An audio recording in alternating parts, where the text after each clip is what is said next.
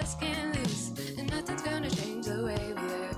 Cause we can always take but never give, and now that things are changing for the worse. See, oh, life's going nowhere. Somebody help me.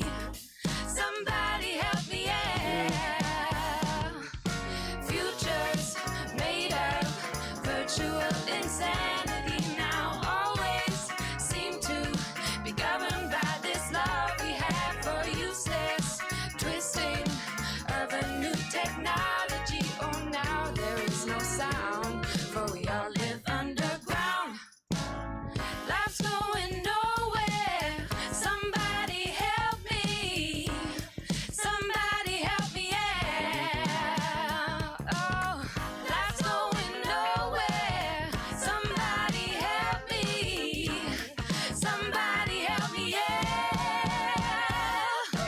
Futures made of virtual insanity now always seem to be governed by this love we have for useless twisting of a new technology. Oh, now there is no sound, but we all live underground. Oh, futures made of virtual insanity now always seem to be governed by this love we have for useless twisting of a new technology. Oh, now there is no sound, but we all live underground, live underground, live underground. Okay, that should be it for now.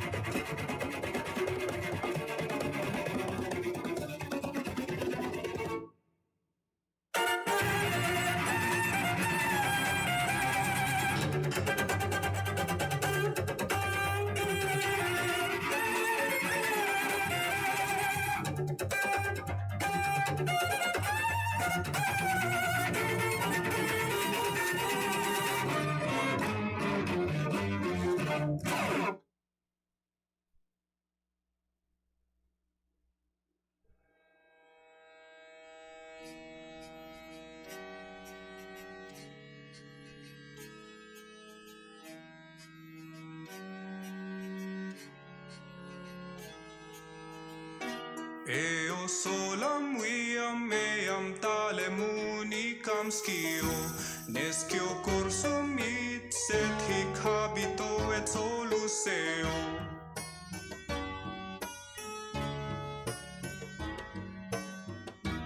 Eo aquam viam simul gradiuntur fracte spes, est urbiqui sum hic unicus et solus eo. Solus eo, solus eo. Solus eo, solus eo. Mea umbra est unica res juxta iens, res paltans unicas me cor infirmum, quibusque volo fari invenite, messet solus eo.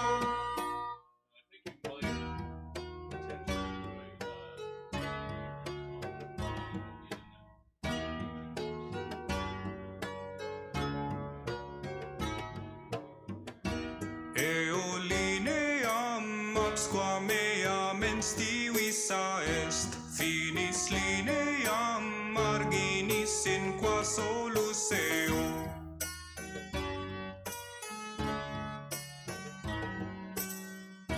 Lege inter versus codes laudans quod pedicans es vitae signa tempta sic me vi frescius solus eo.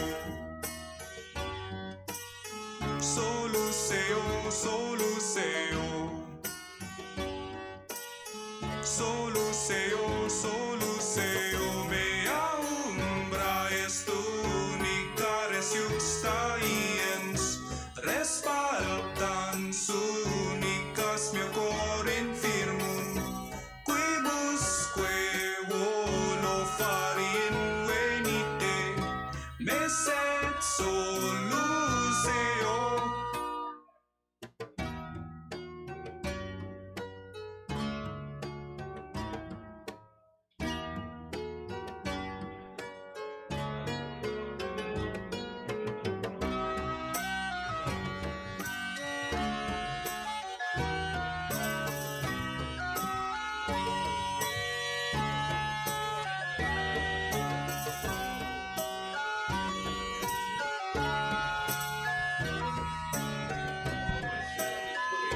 All my sound is weird.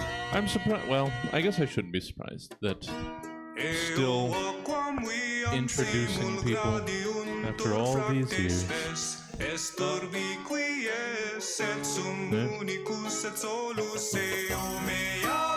I do, but I don't. Well, that's just because the booking just happens to work out that way, and the timing. I don't want the overlap, so this is good. This is good. 3 people on the show together for the first time. It's good.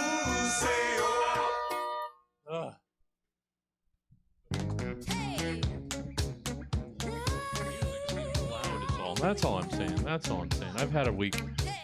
I've had an expensive cat week, so I'm.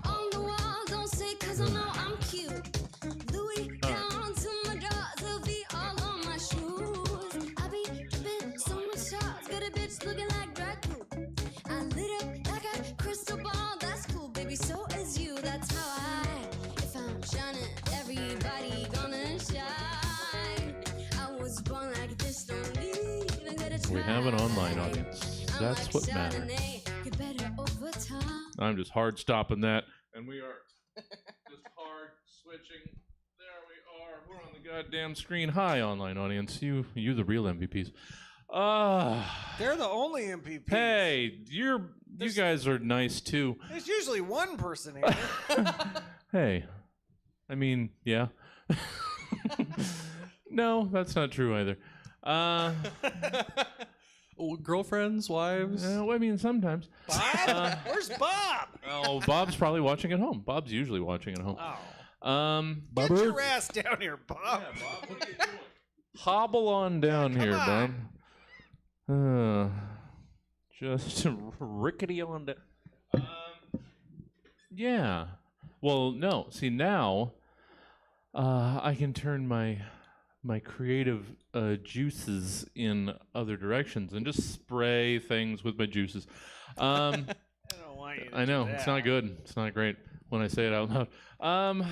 Because this week, I brought us all the way, fully up, 100% on time. Well, I mean, in that all of the episodes are edited, but since there was such a backlog, it's still going to be like, even releasing them 3 times a week, it's still going to be a couple more weeks before we're actually pretty good. releasing the Friday show on the Monday after. But it's is there a schedule?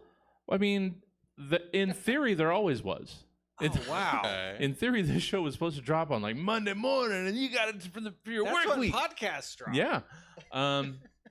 But like I say, we're all fully caught up. We're all fully caught up. For you. And, I mean, as soon as this one is done, then that'll be the only one that has to be edited. Holy And shit. yeah. That's pretty good. impressive. Yeah. Yeah. I'm running. I take back any negativity I have. That's Well- that's pretty solid. But to be fair, I have to earn that a little bit. So hold on to the negativity. Oh. Because, I got plenty, don't worry. because in the 13 years we've been doing this thing, I think it's released on time like a couple times. Wow. So I'm going to try and keep it up. I'm going to try. We're there. We're there. Oh, and then, yeah. So I mentioned, this is just going to be me. I don't need you guys Go to test for mics. it. I don't need you to talk. I need to just live for a second. Tomorrow, you're all invited. I may have invited you and not gotten responses, but that's fine. Tomorrow is my birthday festivities. I'm going to. I mentioned a couple episodes back that my birthday happened to fall on the day of the Denio's yard sale day. Yay. So That sounds right. yeah. So, and I never catch that. I never even notice it. So I saw it in advance, and so I'm going to go tomorrow, like bright and early. I'm going to be You're gonna go some to Denio's jackass tomorrow? rolling in. Yeah. Oh. That's awesome. So I'm going to roll in, see if maybe I got some birthday money, Hell yeah. and then just spend it all on people's garbage on their blankets, just laid out in the. Oh, you're going In deep Denio's. into Nio. Oh. Shut up. Well, no, but because it's yard sale day. Oh, I see. So it's going to be even more people with even more stuff. Oh, so that's the good stuff. yeah, though. it's perfect. So Did you tell that bitch ass Chris Emery who's not here to go to that? Because he's yeah. getting VHS tapes for a VHS store. He should. I've been seeing that, and I hate it because that's something that I would have wanted to do.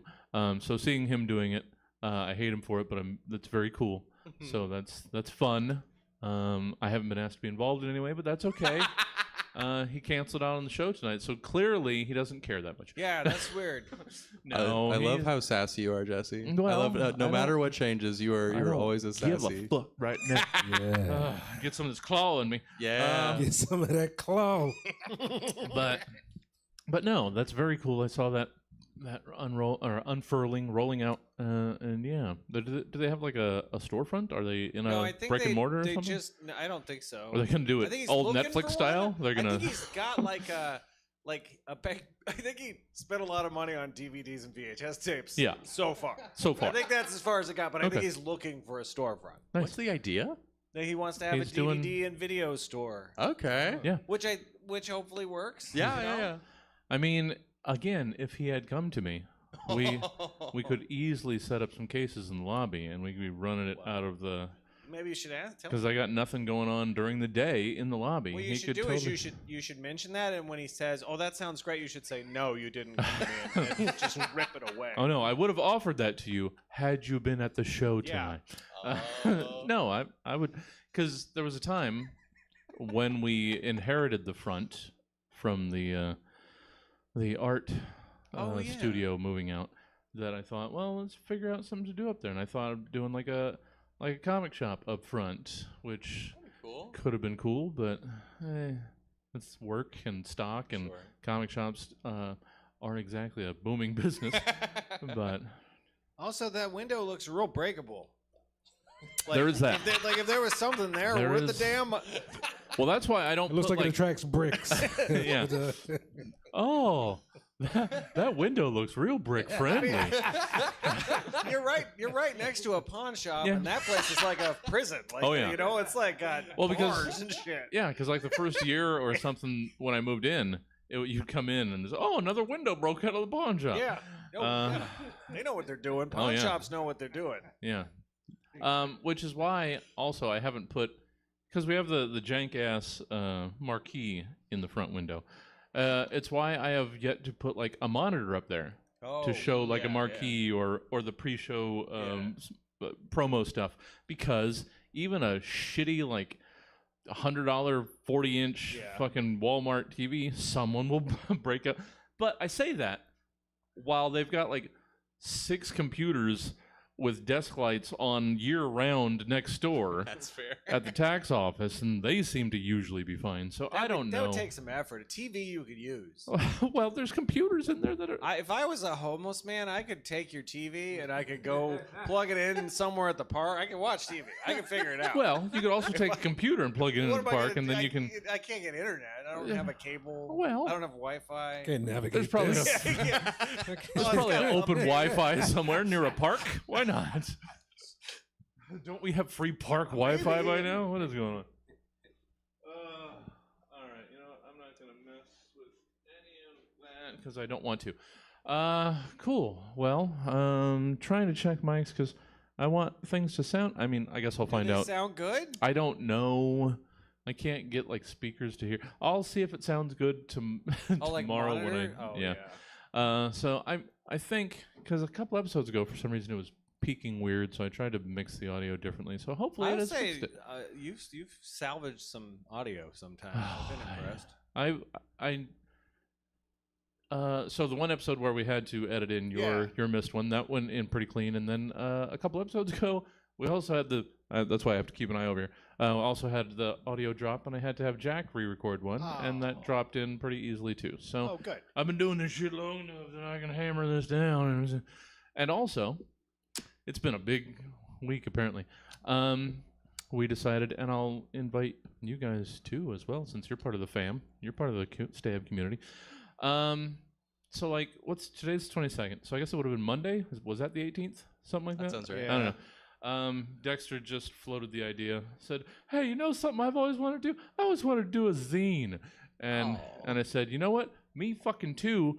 This thing's going to print on the 30th. We're just doing it. We're figuring something out. So it's basically you can like submit based on the theme that we've selected. You can submit like the stab style prompts or any sort of freeform writing or whatever you want, and that's so like 40 years too late. You're gonna do a zine. I mean, They're back Are now. they back? Yeah. Kids in Brooklyn. Marco, Chris Emery is opening a video store. Look, I appreciate the idea, but also I'm like, I don't know. I like it. You know me. I don't like multiple Laserdisc players and shit. Yeah. But most people don't do that. People are buying cassettes. That's insane. I would be surprised if you have a working VCR. No, I mean audio cassettes. Oh yeah, that's stupid. Yeah. That one I can't get behind that. I don't strictly get that. I like retro shit, but getting cassettes were terrible when you originally Yeah, had that them. quality was never that great. The thing is, cassettes, like fucking Beta losing to VHS, was a lesser quality to fucking 8-tracks anyway. The worst things keep winning, and then we're getting nostalgia for it. Oh, go fuck yourselves. Yeah, that was goofy. I think the physicality of it is part of it. Sure, a little tactile sort of thing. Yeah. Gotta take a pencil to the Oh yeah. Gotta try. That was always you're like, oh. Gotta try and reel it all back in. Oh. Don't eat my tape. There's like I think about like often, like multiple times a month that I paid $17 for a cassette tape at one point in my life. That's crazy. Well, yeah, and it was Steve Winwood. Sure. Back in the High Life. Sure. And records shouldn't be $33 or whatever. That's what I paid. More than that sometimes. Well, yeah, but that's what I paid for one. Jess paid for it. Birthday present at the Cave. It was like it's only a 2-year-old fucking Ben Folds album for $33. What are we? They're all of those. I mean, come on. That's why I like that we're getting old enough that CDs are coming back. I've never not bought CDs. But aren't CDs supposed to like die? Isn't the data supposed to rot? Yeah. I have CDs from like the early '80s. They work. I don't know. Yeah. Well, that's our angry and still somewhat wistful trip through nostalgia. Yeah. But yeah, it's fun. I always wanted to do one, so we're doing it. Now That's cool. That's really cool. I just decided, since I'm slamming it together, just fucking 8 pages. I don't care. We're just gonna do anything to just get it started because I'm sick of fucking saying, let's do a thing. That's a fun idea, and then never fucking do it. So we're slamming that together. So it'll be fun. If you guys are interested, you're invited to participate. Absolutely. I could do that. Yeah. So different reactions. Totally could. And I have to remember the level that I have to set for Marco. Is it wrong? I can talk into my microphone. Oh, no, I'm just saying the level I have to set for Marco is the exact opposite level I have to set for Dylan. Yes. What? I go laugh. He's a smooth talker. Oh. Just some big voice there. Just some big voice. All right. I mean, it's it's close. I was going to say it's no JoJo, but it's in the fucking neighborhood. So don't feel like you must stifle. Express yourself properly. I will. All right. Jesse, can you give me your favorite White Claw? My favorite? Aw. Yeah, because I'll buy it later. Okay, that's fine. But I didn't want to leave. Do you want the candy sort of flavors? Because you I bitched know. about I the mean, cherry, I don't really cherry want, sour. No, I don't want cherry. Well, no. Is that your favorite? I was gonna ask your favorite. No, well, right now it's the grape one, and it's because it's quite grape candy. Okay, I'll do that just to be. All right, just to try. Yeah, just to do it. That sounds horrible, but I'll do it. No, I mean, no, I don't. But it's fine. I want to have the experience for your birthday. I like at some point, and it sounds like a problem, but I was like, I started to just get 2 beers because I would get one, and then we would bullshit, and then I'd be like, no, I don't have one in the show. So this isn't a beer, but this looks terrible. This looks like a children's drink. I've tried to say you do not have to have it because it's got very purple on the top. This is gonna be so gross. It's very candy. This is gonna be a kid's drink. It is. That's how they get you. Bleh. Oh, God. What's wrong with you? I told you. Oh, that is grape juice. I could have gotten you one that just tastes like a fucking LaCroix with no flavor. I could have done that. That's fine. Could have It's grapefruited fine. you all to hell. It's And that would have just- been. Most of them are like refreshingly like, oh, it's like a little bit of mango. This is like, That's nope, that why just I tastes like. could. I was warning you. It tastes like punch. full throated. All right. All right. Let's get into the gosh darn thing. I say that like. Oh wait. Oh. No. Oh, sounds Hey! life.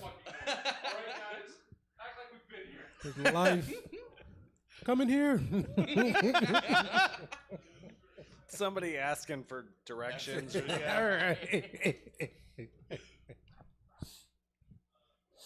There's a comedy show going on in here if you want to join. I'm no, in.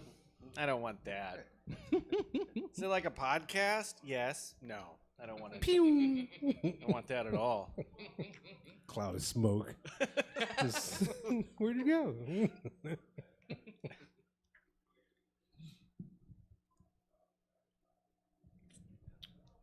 So this is like recording, right? I think we're live right now, I believe. Yeah, boy. This is what the show is. We're hanging out. Unguided. So if he gets like someone that asks him a bunch of questions and he has to stay out there, is he just sweat bullets? I think so. This is like going This has never sideways. happened. Yeah. It's the unfiltered raw. That's what it is. We're cool. Oh, Yeah. cool. Yeah, we're used to this. Yay! Yeah. There's a person here. Yeah. I don't care. That's fine. I've seen people. I've seen people before. They come to shows all the time. No, it's. Oh, that's when I started this. It was now I'm fully caught up on that. I can shift my attention to promotion. So that'll be what comes next. Yeah.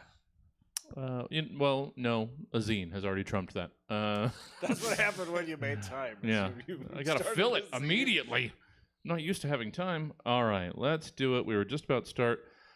I think we have to do playing the theme for the person that's here, and then we'll play it for our bullshit talk over because now it's a tradition. So, Okay. all right, So you like don't. you have like a real customer. You're Yeah. like. I don't think they've seen the show. So, Oh, cool. yeah. Cool. Okay. Oh, That'll be quick. they've come in recently, and now they're No, discovering. it's gonna be great. Yeah. That's good. It's gonna be good. This is gonna be good. Yeah, see, guys, it's a real The fucking best. person. All right, so we're gonna play the intro without Marco and I talking over it because Now, when Marco's here, we talk over the intro. That's our gag. But when people that are coming to the show that haven't seen it before, I have to play the intro clean so they can actually hear, because we're like an 80s sitcom, that the theme song tells people what the show is. So, all right, here we go. We're going to play it twice. It's weird. Just go with it. Roughly 24 to 92 hours ago, Stab's team of comedy scientists commissioned 3 specific humorists to give various potentially comedic takes on several random topics, which they will now perform for the first and likely last time in front of a live studio audience in a show called Stab. All right, so that was that. Now for the actual show. It's just tradition now. It's a gag that we do. So this will be the one that's edited into the actual show. And here we go. Let's do the thing. At some point, Jesse Roughly pointed out that if you 24 talk to over the 92 intro, he has hours to ago. re-record it. Stab's Then I team was of just like, comedy oh, really? scientists Yeah. Yeah, commissioned that's the thing. 3 So specific then, humorists every time that he would to do give the show, he various would just like, talk well, over that it, sounds like it even makes it fully perfect. knowing that you're not So, supposed will to, I would now love to because make we work need for to you. play it And so likely that other last people time can hear it in and front of a understand live what's going studio on. really audience So then at this in a point, we've just show decided that we're going to start doing it all the time anyway. Stab. Tradition. In this palm-oliving episode of The Stab Show, 2 lucha es mi luchas, Dylan Fox adoos just the right amount about nothing and doesn't make a big fucking deal about it. Roll for Stabs, Willie Travis crawls into bed with a good book, a warm cup of tea, and an absolutely howling hemorrhoid. And Squad Patrol's Marco Cabodi tells the Sphinx to go fuck itself, and it's heard better riddles farted out of a cranked-out carny restocking the Metallica mirrors. All the while, me, your host, Jesse Jones, calls upon the strength of the ancients to carry me forth once more through this program. And I totally get why they don't answer my calls anymore. All of this and so much more tonight in a show called Stab. Oh, semi-professional. All right. We begin the thing with segment 1. It's reorganization. It's what we do. So, this is a little self-serving. But so too has been the last 13 years of this show. But when refreshing the acronym server for today's reorganization, something came up that resonated with me. And next week's show, I'll be rejoining the panel for the first time in 4 years, as I've been convinced to start doing paneling again when the show falls on a 5th Friday, blah, blah, whatever. And if anybody remembers me sitting over there, then the acronym CWD, or convert word to double word, rings pretty true. There's nothing I can't say in one word that 3 to 5 will do more better goodly as for 2. I don't know what CWD really relates to, and I'm too tired to check. So let's just forget right now what it is that CWD might otherwise mean, and instead give me who or what else CWD might stand for or represent to you. Dylan Fox, let's hear your CWD. Has anyone ever called you a gay bitch while driving? Have you ever been on a road that you could have sworn was a one-way due to the fact that it was, only to be confronted by a car going the opposite way? And then did that car act as if you were the stupidest gay bitch to have the audacity to be in the way of its own selfish decisions? Well, you're either driving anywhere in Sacramento, or you've been clocked while driving. That's right. Someone could tell you're gay because you're driving your car like a gay bitch. You've been clocked.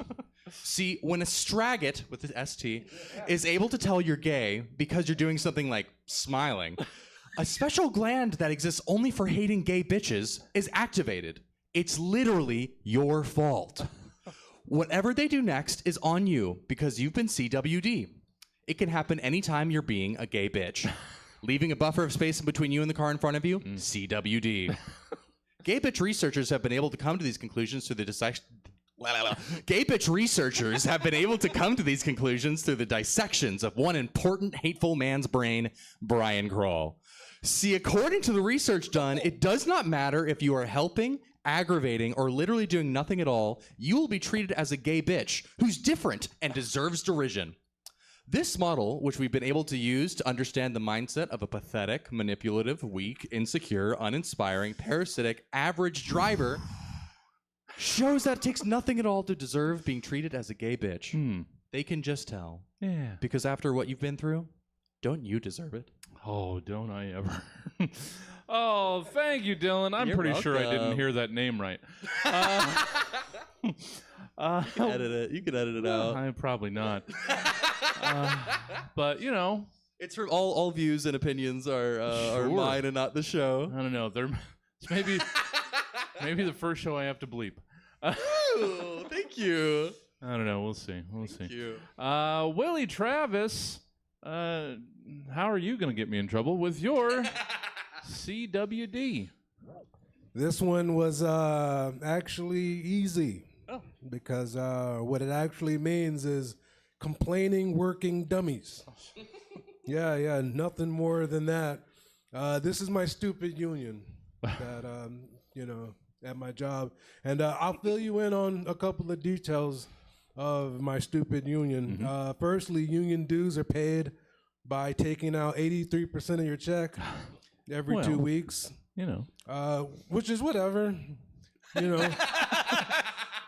But it changes depending on your knowledge of Homer's The Odyssey, which in my case, usually they take out like 97.6% of dues from my check.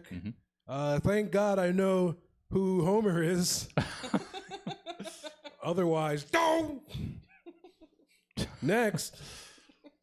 They like to ensure that we are paid overtime, but only if we have worked over 24 hours in a day. Anything under 24 hours is considered halftime. CWD, God bless them, also negotiated our starting pay, which I'm thankful for. Apparently, they looked into other reputable institutions to garner inspiration for our pay. Institutions such as American prison system and sweat factories of Southeast Asia to ensure that we were paid fair wages. CWD. That's my union. Yay! Fuck, we're off to a rollicking start here, guys. So now I've got unions that aren't gonna like it. All right, that's fine. Coming for you, man. What good are they? All right, Marco, Hey, Jesse. you'll just be angry in nondescript directions. Oh, no, I did it slightly different this time. Oh, shit. Well, Marco, let's hear your CWD. CWD. OMG, Becky. What the fuck, girl? Oh, We went over the party plans regarding. Wait, I don't know. Oh, no, I got it. We went over the party plans yesterday, and Chrissy is coming, and this is supposed to be my birthday. And I don't want her ruining a whole night. We have a code, CWD. And if I wrote that on a Post-it note and I stuck it on something, you were supposed to remove it. CWD. Chrissy would die. See? There's no Post-it note on the beer keg because carbonation burns Chrissy's tongue, so it's okay. She won't die. But there is a CWD on the tequila because she'll drink it all and bang your brother and choke on her vomit in the foyer. And people won't be able to leave because she's in front of the door, and we'll call the cops. And it can't leave through the back door because you lost the key to your lock on the side gate. I also wrote CWD on your sliding glass door because Chrissy gets glass blind. Chrissy gets glass blind at parties. It's why we can't visit my mom. I don't know what those words are. I'm just going to continue. I also wrote CWD on the jacuzzi because she'll try and stand above it and drunk shit in it because she thinks it's funny. It's like a potty. And I don't want her slipping and cracking her skull on the cement. that's fair. So tell your mom to remove the jacuzzi. Also, no Jello shots because she'll do her Bill Cosby impression. and someone will strangle her. And I also CWD'd most of your family photos because she'll eat the glass. She's got a thing with glass. And no balloons or glitter or foods that have nuts or sandwiches. No sandwiches because she says her brother got turned into a sandwich. She's crazy. I don't know. But just don't. Also, CWD to yourself, Becky. Sticky note right to your forehead because, like, you have been a bee to me lately. And it just kills Chrissy. Okay, bye. I'll take care of the rest. Don't worry. Party's going to be great. Tell your mom I said hi. Bye.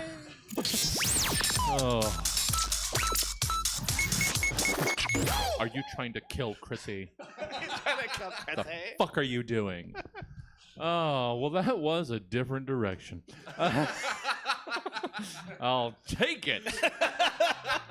Oh, let's meet the folk who are funny and right directly at your ear holes. Dylan, hi. Hi there. Hello. What you got going on? Coming up. I got me, Lucha Tus Lucha. Yeah. Next week, we are doing fundraising for Palestine. Please come through. Mm-hmm. Please come through, and all your donations go directly to people. That would be awesome. Yeah. Yeah. Yeah. Is it just the Daniels Palestine Front, or was it NorCal Resist this month too? Or I think it's can't NorCal remember. Resist too. think I've it's been in just- Hawaii for the last Well, 2. I just oh, come well, back. look Yeah, at look you. at me. Look at me. Oh, must be nice.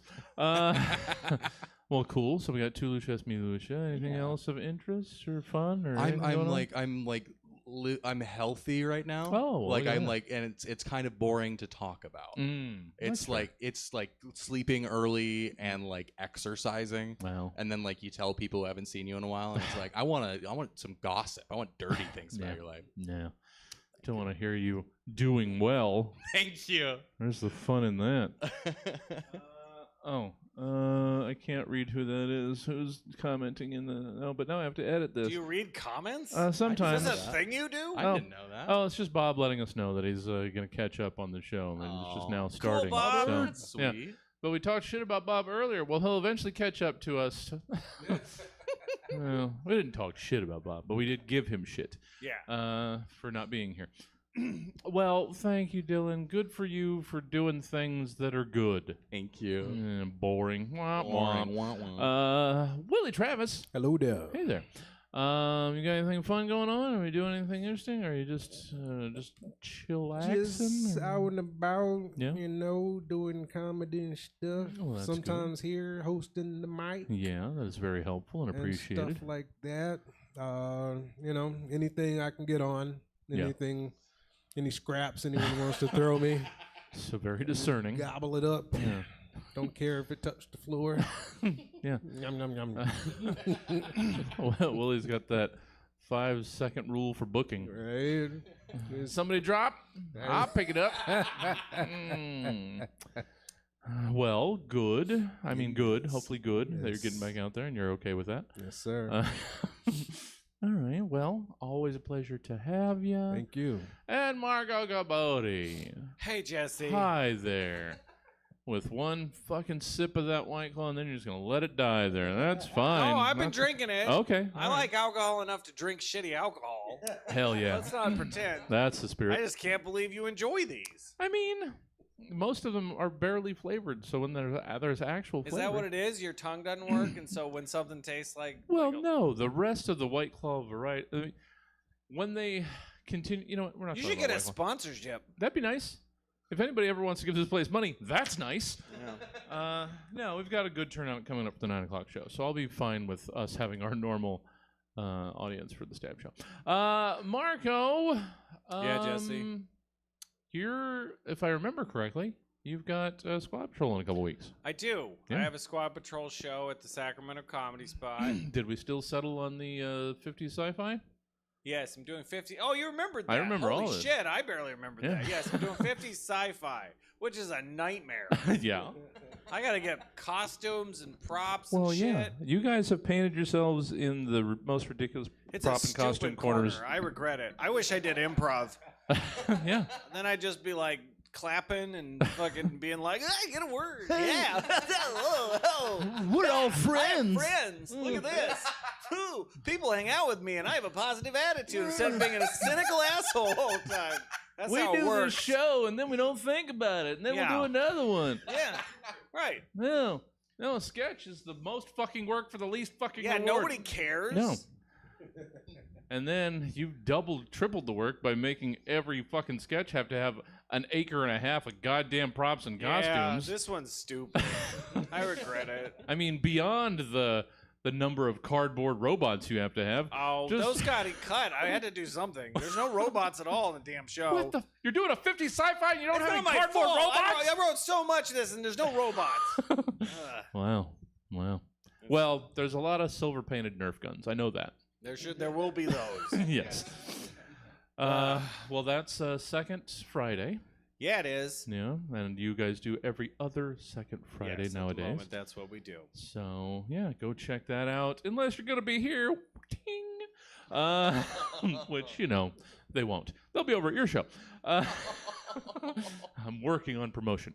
That no. was it? That was your promotion? No, I'm working on it. It's okay. You can go harder than that. in the It's your future club. tense. We're in your club. In the future tense, it'll be better.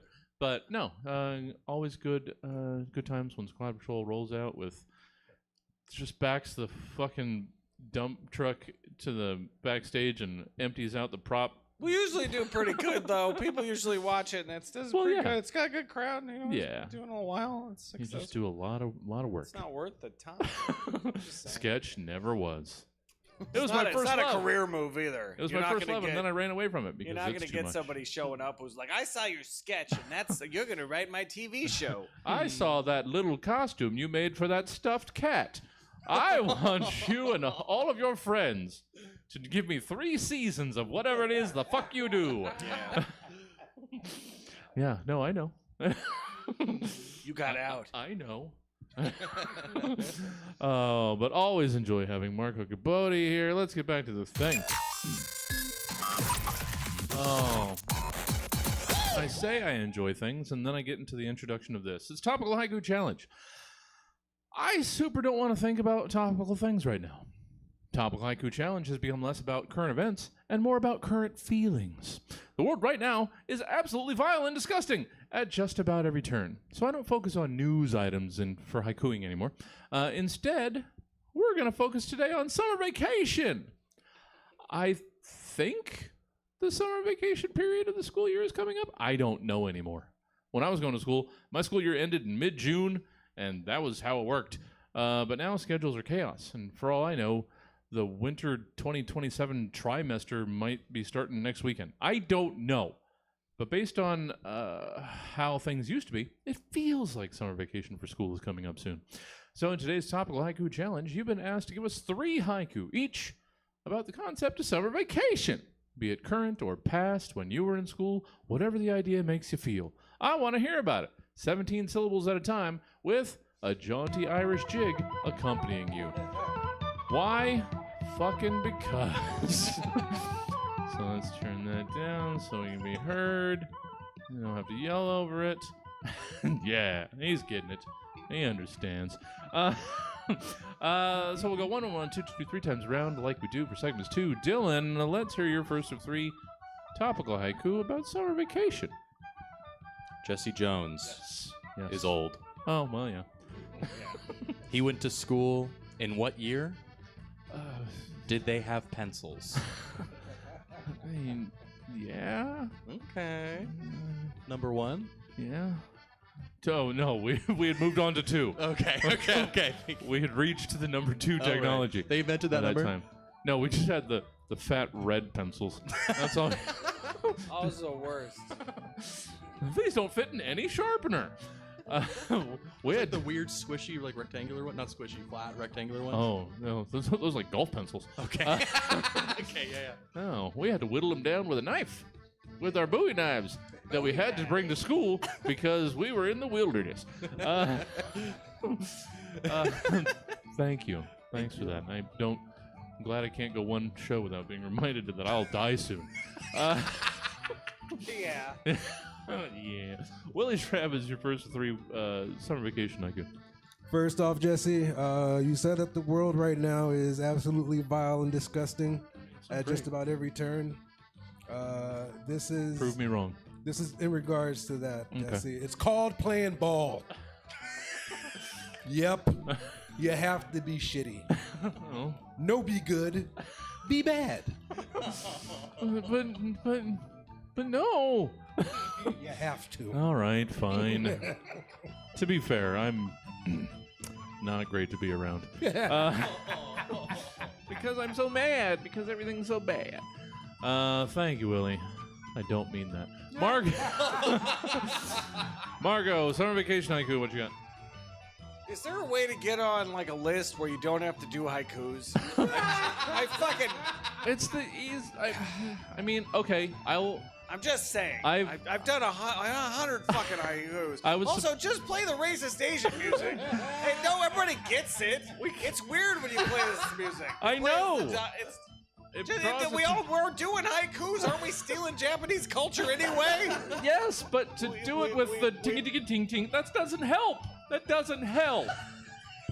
I'm doing I think my it's best. insulting not to play it. Oh, I think it's they more would agree if insulting. you They talked would to want them. us to. insulting. You That's should what they call would the want. Japanese. You should call Japan and be like, "Should we do this?" They'll probably be like, "It's really nice that you play the music. If you're doing our, they like it. I don't know." All right, I will call Japan after this show. Anyway, school Mhm. out for summer. Alice Cooper taught us that. He's still alive. Yeah. Damn. Crazily enough. I saw him. It was great. Yeah. I hadn't Oh, seen no, him yeah. ever. I saw him like last year maybe, Yeah. and I was like, "Alice Cooper's the shit. This is fantastic." Yeah, and I want to say you saw him with Judas Priest, but you didn't see him with Judas Priest. He was. Yeah, they were was together. it? Yeah, they were Okay, together. yeah. So yeah, you saw 150 years of rock on the stage. It was amazing. Yeah. And to show you how far Bob has caught up, his last comment: brick friendly. He's literally he's time warped this show. He's just catching up. He's just catching up, guys. Second time around, Dylan, your second summer vacation haiku. 8,000 BC. Summer was not invented. Rocks, sticks, Jesse Jones. Sounds about right. At least it feels about right when I get up in the morning. Am I right? High five. You're getting sauce, brother. Just Never chugging the stop can. high five. Thank you. Thank you. I appreciate it. Let's go with that. Willie, second summertime haiku. Summer kind of sucks. Summer, summertime. Will Smith slapped the man. That's true. Yeah. That's true. Yeah. We never would have expected summertime Will Smith to slap a man. Oh, see, it was Jeff that kept him in check all this time. Oh, without Jeff, you are no longer jazzy. You're angry. Slap happy. Margot, second summer vacation haiku, go. I never liked school. Summer, a time too hot out. Super Nintendo. Mm-hmm. Super Nintendo. There it is. Yeah, that's what I did. That's Yeah. what I did. You can use that for every haiku. Do it every haiku. That's a nice 5-syllable line. You can close every haiku with Super Nintendo. Third time around, let's get through this so Marco can forgive me. Dylan, last third haiku, summer vacation, go. What do you got? Me like summertime. Caveman Jesse Jones once said. Loincloth for a swimsuit. Mm-hmm. Skinned that saber-tooth tiger. Yeah, I was going to say he did not because he'd have to kill something. Well, that's true. I would have a hard time. Maybe back then I was more vicious. Wear it live. Yeah. Yeah. Me 8,000. It's like a challenge. Swear live, man. Let's do it. It's cool. Let's do it. Thank you, Dylan. I guess. Willie, third of 3 summer vacation haiku. My first summer job. I worked at a Walmart store. Got bullied by gays. That's a true story. Lesbian bullied me. She's very mean. I'm so sorry. It's okay. I'm so sorry. Thank you. That's the worst. That's the worst gay to bully you. They will tear you apart. They will destroy you. Insecurities you didn't know you had. That's only one gay. You blamed all of them. Just those Walmart lesbians will get you every time. That does sound like a type. Oh, man. I got bullied by Walmart lesbians. Oh man. I saw Walmart lesbians at the shrimp bucket. They rocked. Oh. Oh, thank you, Willie. Marco, let's close out some topical haiku with the third of 3 about summer vacation. VCR turn on. Star Trek II: The Wrath of Khan. Oh. I watched so many films. I was dumb, but I just realized that Star Trek II: The Wrath of Khan is 7 syllables. So I said it. Oh, that's so loud! Oh, God! That's better. Yeah. Yeah. Wait, that's not Star Trek 2 didn't No, have that's time the travel. 4th one. You're thinking the 4th one. Star Trek 4: The Voyage Home is the one that had the whales. Yeah. Whales. All right. Segment 3, moving right along like we do. It's Campaign Trail. Seems like just about every week now we're getting primaries somewhere in the country, and nothing good can come of that. But for some reason, we still seem to believe that our current system is something we have to pretend is valid and viable. So why should we ignore the campaign trail? And so it is in Campaign Trail, it's your job to give us the campaign speeches of the following candidates, meant to spark a base or change an undecided mind as they campaign for these varying positions, posts, and platforms. Dylan, let's hear what we've got here. I barely remember all this. I was very tired yesterday. Dylan, you are a certificate from the International Star Registry, running for mayor of a divorced dad's game room. Thank you. I have a sincere wish that one day things will not be judged by what they are or where they are from. Okay. That it does not matter how white, yellow, or stained from beer that you are. You have the right to your own domain. You deserve the decency to not be judged by which website you may have come from and whether or not you actually even do anything. Your presence is the thing that makes you worthy. Your existence to have made the journey all the way from a tree in South America to a certificate from a website shut down by the FBI in Minneapolis is extraordinary.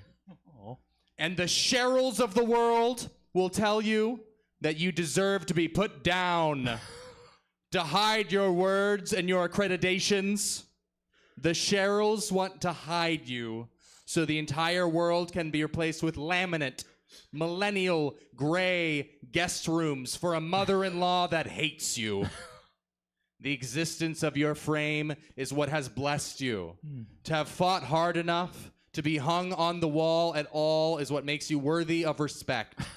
While so many others have already been thrown away because they misprinted the word Saturn to have a 3, here you are. From the Stars School of Accreditation. For every Cheryl there exists, there is a trans woman named Hunter who would think you are kitschy and awesome sauce and thinks it's hilarious that your ink bleeds when it's raining outside. Most of the world would love you. Cheryl does not. Vote for me.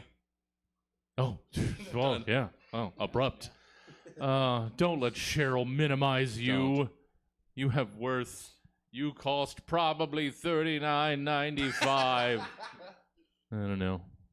I own land on the moon. You've given me this problem so many times. Do you have one? I have given you International Star Registry a couple times. Specifically International Star Registry. Wow, now I have to look it up. That's so funny. Huh. Well, I thought you try just not- really like it. No, I try not to repeat anything. But again, I was wandering around in a haze, and International Star Registry came back to my It's mind. original. It's, Yeah. you know. Well, and to think, I think I swapped that at the last minute. I think Willie almost had that one. Really? So there you go. Okay. Clearly, it was in the stars. Willie Travis. Thank you, Dylan. So good, so good. Willie Travis, you are half a roll of single-ply toilet paper, running for a position on the board of a senior prank. Maybe you stole me from your job. Maybe you purchased me from a dollar store. Fact of the matter is, I'm here. And I cannot teleply. God damn you. You're going to need me. Save me for desperate measures or use me to make a statement. If you're going to use me to wipe, I suggest you double up.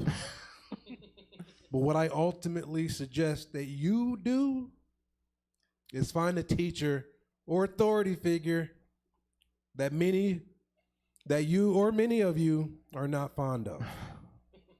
Someone who comes across as unlikable. Or they are likable, but maybe they teach one of those unnecessary subjects, like calculus or the one with words and letter. Apply yourself and vote for me. Oh, you can't use two-ply puns. I did it. You can't. I did it, damn it.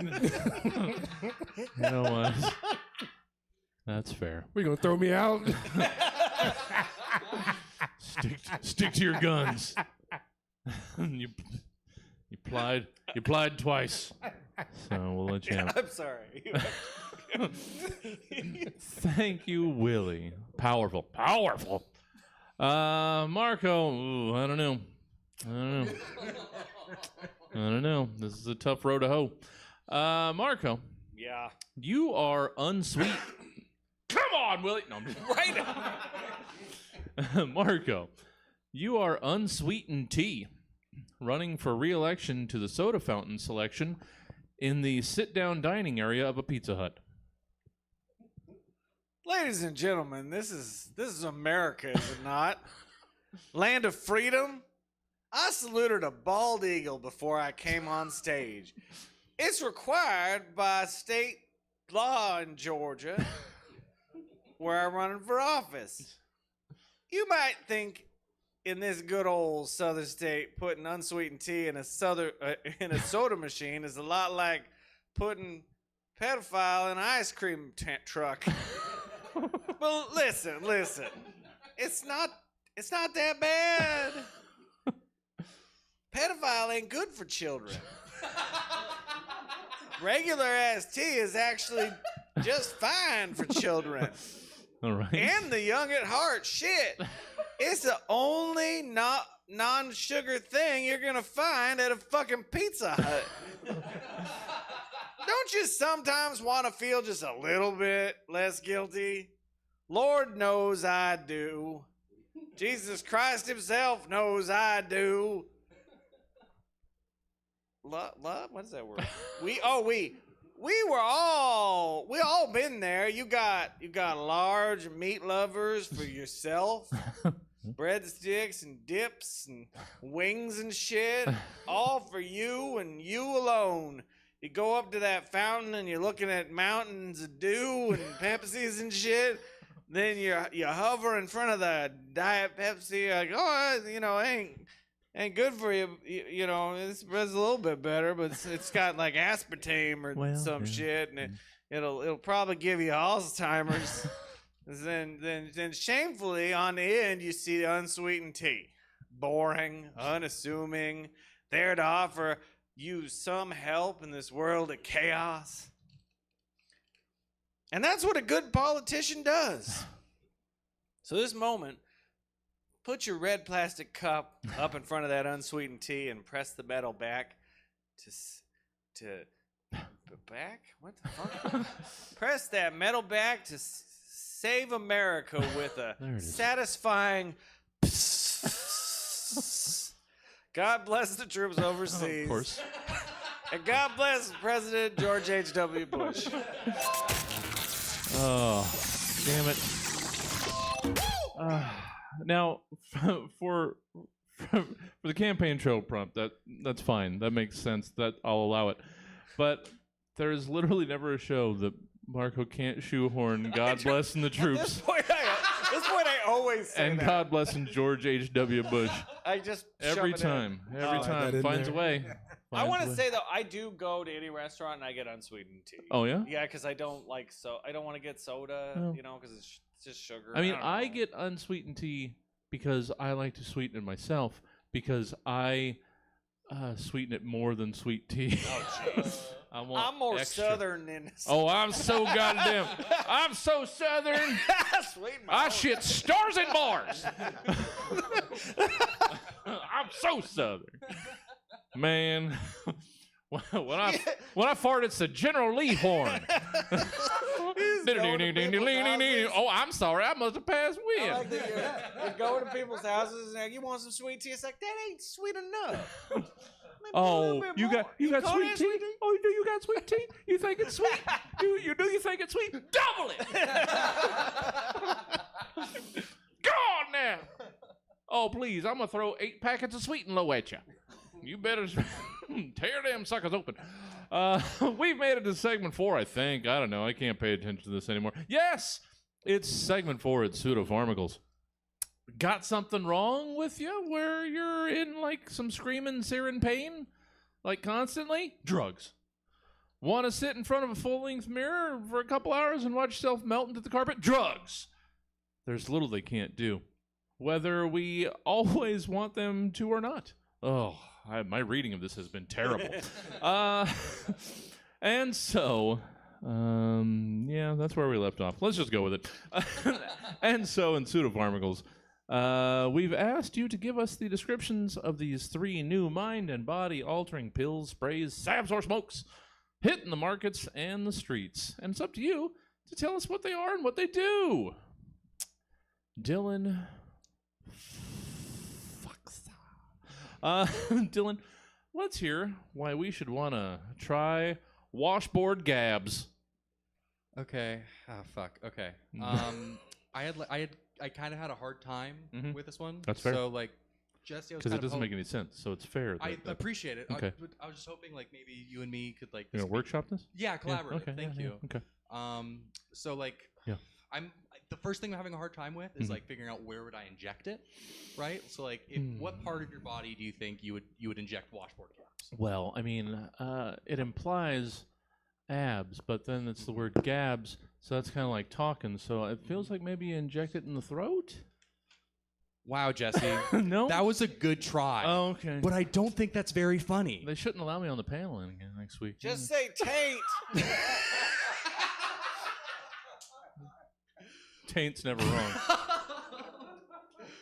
For my brain, Okay, what did you have? I was thinking, what if we injected it into your cheeks or your lips? Okay, well I was close with throat. I was in the It neighborhood. wasn't very funny. Okay, that's fair. But let's go with that. Okay. Okay. Okay, cheeks, lips. Okay.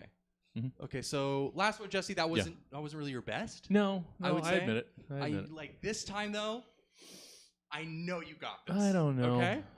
My confidence has been shot. I know, so but we're Okay. we're collaborating. All right. We're focused together. I'll do what I can. So okay. So Okay. throat wasn't very funny. Okay, no. That's okay. Throat's not a funny word when you think about it. It's not. Yeah. We're cheeks, lips. Come on. Okay. So What do we got? I'm thinking. Yes. What could the effects be? What could Right. the We effects got, be? we got the location. What do these do? Washboard Gabs, you inject it in your cheeks or lips. It gives you real strong sass. No, I don't think that's. Oh dang, Jesse! Yeah. That one was really close to being good, I don't know. That but it seems wasn't patronizing. very funny to No, me. that's fair. We should be honest with each other. Yeah. And honestly, that one made my body react the opposite from laughter. Okay. Not quite hate, but something equally as strong. I'm trying to think of that. Let's say Washboard Gabs makes you like a stupid idiot or something. Probably. Okay, awesome. Let's keep this train moving. Yes, let's. Okay, so next up, I'm going to pass it back to you one more time. Okay. And this time, I really want you I'm gonna to try to be funny. I'm gonna do what I can. Because this is kind of your livelihood, isn't it? That's adorable for you to say. I sincerely respect you, Jesse. Okay. I do, but What do we got? right now, you're just on the cusp of losing that respect. Just 0 for altogether. 2. So, no pressure, but really, let's try to make this a good one. Yeah, I mean, 1 for 3 is Hall of Fame numbers. So You're doing great. Okay. I really want you to just focus. I don't need that. One last shot. Okay. Gives you plastic surgery face. Makes you really dumb. It's called Washboard Gabs. So, I mean, for me, my brain goes to like a country club idea, but then that's really similar to Mar-a-Lago face, and that's been done, you know. Okay. So I'm kind of bailing on this idea. Okay. But you know, I'll leave it up to you. Okay. Washboard Gabs, stupid face, stupid idiot brain. Let's get a wild card idea from you. Just put some sauce on it, and let's ship this baby home.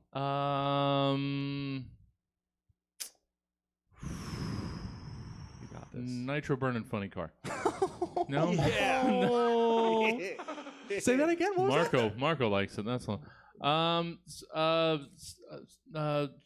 Nitro funny A car? V8 salad shooter. I don't know. I'm just spitballing right now. I don't have anything. I'm spiraling. Dang. I'm spiraling. Dang. Dang. I can tell you tried really hard on that one. But I think I'm going to have to change the way I treat you from now on. That's fair. Sorry, Jesse. Yeah. That's comedy. All right. Anyway, let's wrap this one up. Washboard Gabs, you got a freaking dumb face full of freaking plastic surgery, and you're a dumb idiot. Plus, for a wild card, let's say it gives you the humor of Deadpool.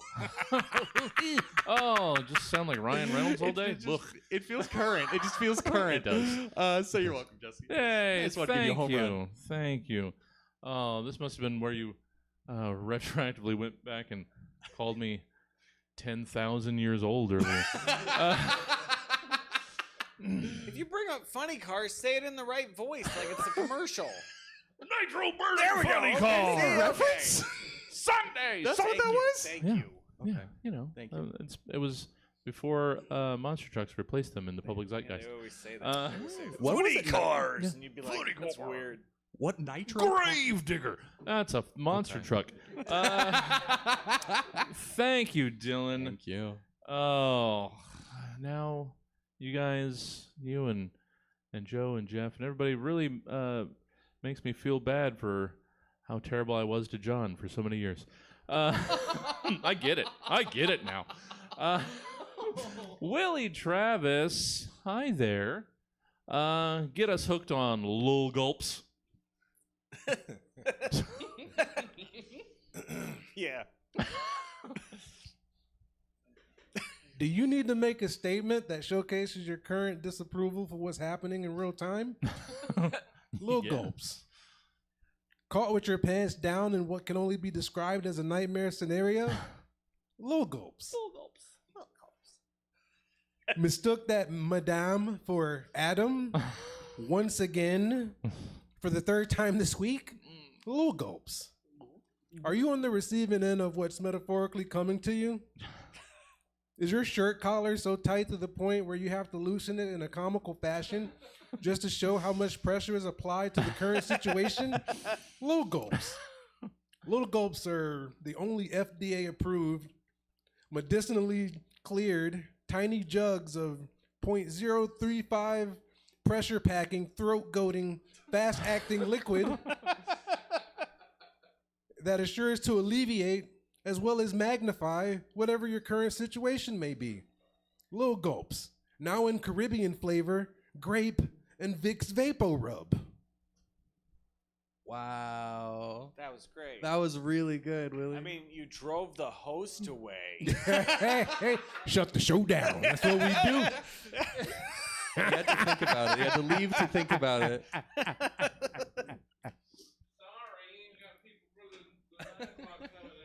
Little gulps. Little Gulps. Gulps. Oh, that's where the edit's going to be. Thank you, Willie. Oh, so good. So good. So much fun. And I should be thoroughly apologizing to Marco for what I made them do for this. Marco, so they're describing new drugs. You'll get it. Or we'll move on to segment 5 and I'll explain that one. We're wrapping up segment 4. It's pseudopharmacals. Marco, tell us what happens to us when we get hooked on sublingual marmots. That's fucking stupid. Yeah, it is. Sublingual marmots. Tired, drowsy, unable to deal with the daily drudgery of existing in late-stage capitalism. Late-stage capitalist society that has you glued to your phone ordering Chinese cheap wares at all hours, but still asks nothing physical of you, so you're still a pussy. Let's dull that pain together. From whatever backwards culture brought you shark fin soup or rhino horns as an aphrodisiac comes sublingual marmots. And it's exactly what it sounds like. We pay shady poachers to capture marmots wherever the fuck they come from, either Asia or Massachusetts or whatever, and they capture them and they pick them out of they pluck out their sublingual glands from under their tongue with the rustiest of Pakistani blades. And they throw them flailing back into the sea or wherever the hell they come from. So, just like those shark fin soup fuckers. Sure. Then we cure it or smoke it or something until it's just perfect for our ritualistic, old-timey witch hazel nonsense hippies probably think is something. And if you got ED or rickets or polio or periods or whatever, sublingual marmots will help probably. I don't know. Sublingual marmots. Because if you can hurt marmots that get healthy, like, why not? Indeed. Oh. I'm just going to assume they're with the 9 as well and not rush off stage. We're going to wrap things up. Thank you, Marco. On to segment 5. It's new fall lineup. When all else fails, the television is there to soothe your tired, broken mind for 22 to infinite minutes at a time. Whether it be hyper-violent superhero shows, different hyper-violent superhero shows, or any number of moms, wives, talents, or chefs, TV's got us covered for our escape from the burning cinder of the world around us. And in new fall lineup, you've been asked to give us your rundowns of the following new TV series based on these randomly generated titles, skimmed from the various random title generators over at seventhsanctum.com. Dylan Fox, you rascally so-and-so. Let's hear about your new fall television show, The Bone Cannibal. It's the motherfucking Bone Cannibal. He's gonna fucking eat you. Then you're gonna fucking die. Cause it's the Bone Cannibal. This summer of 1974, it's the fucking Bone Cannibal.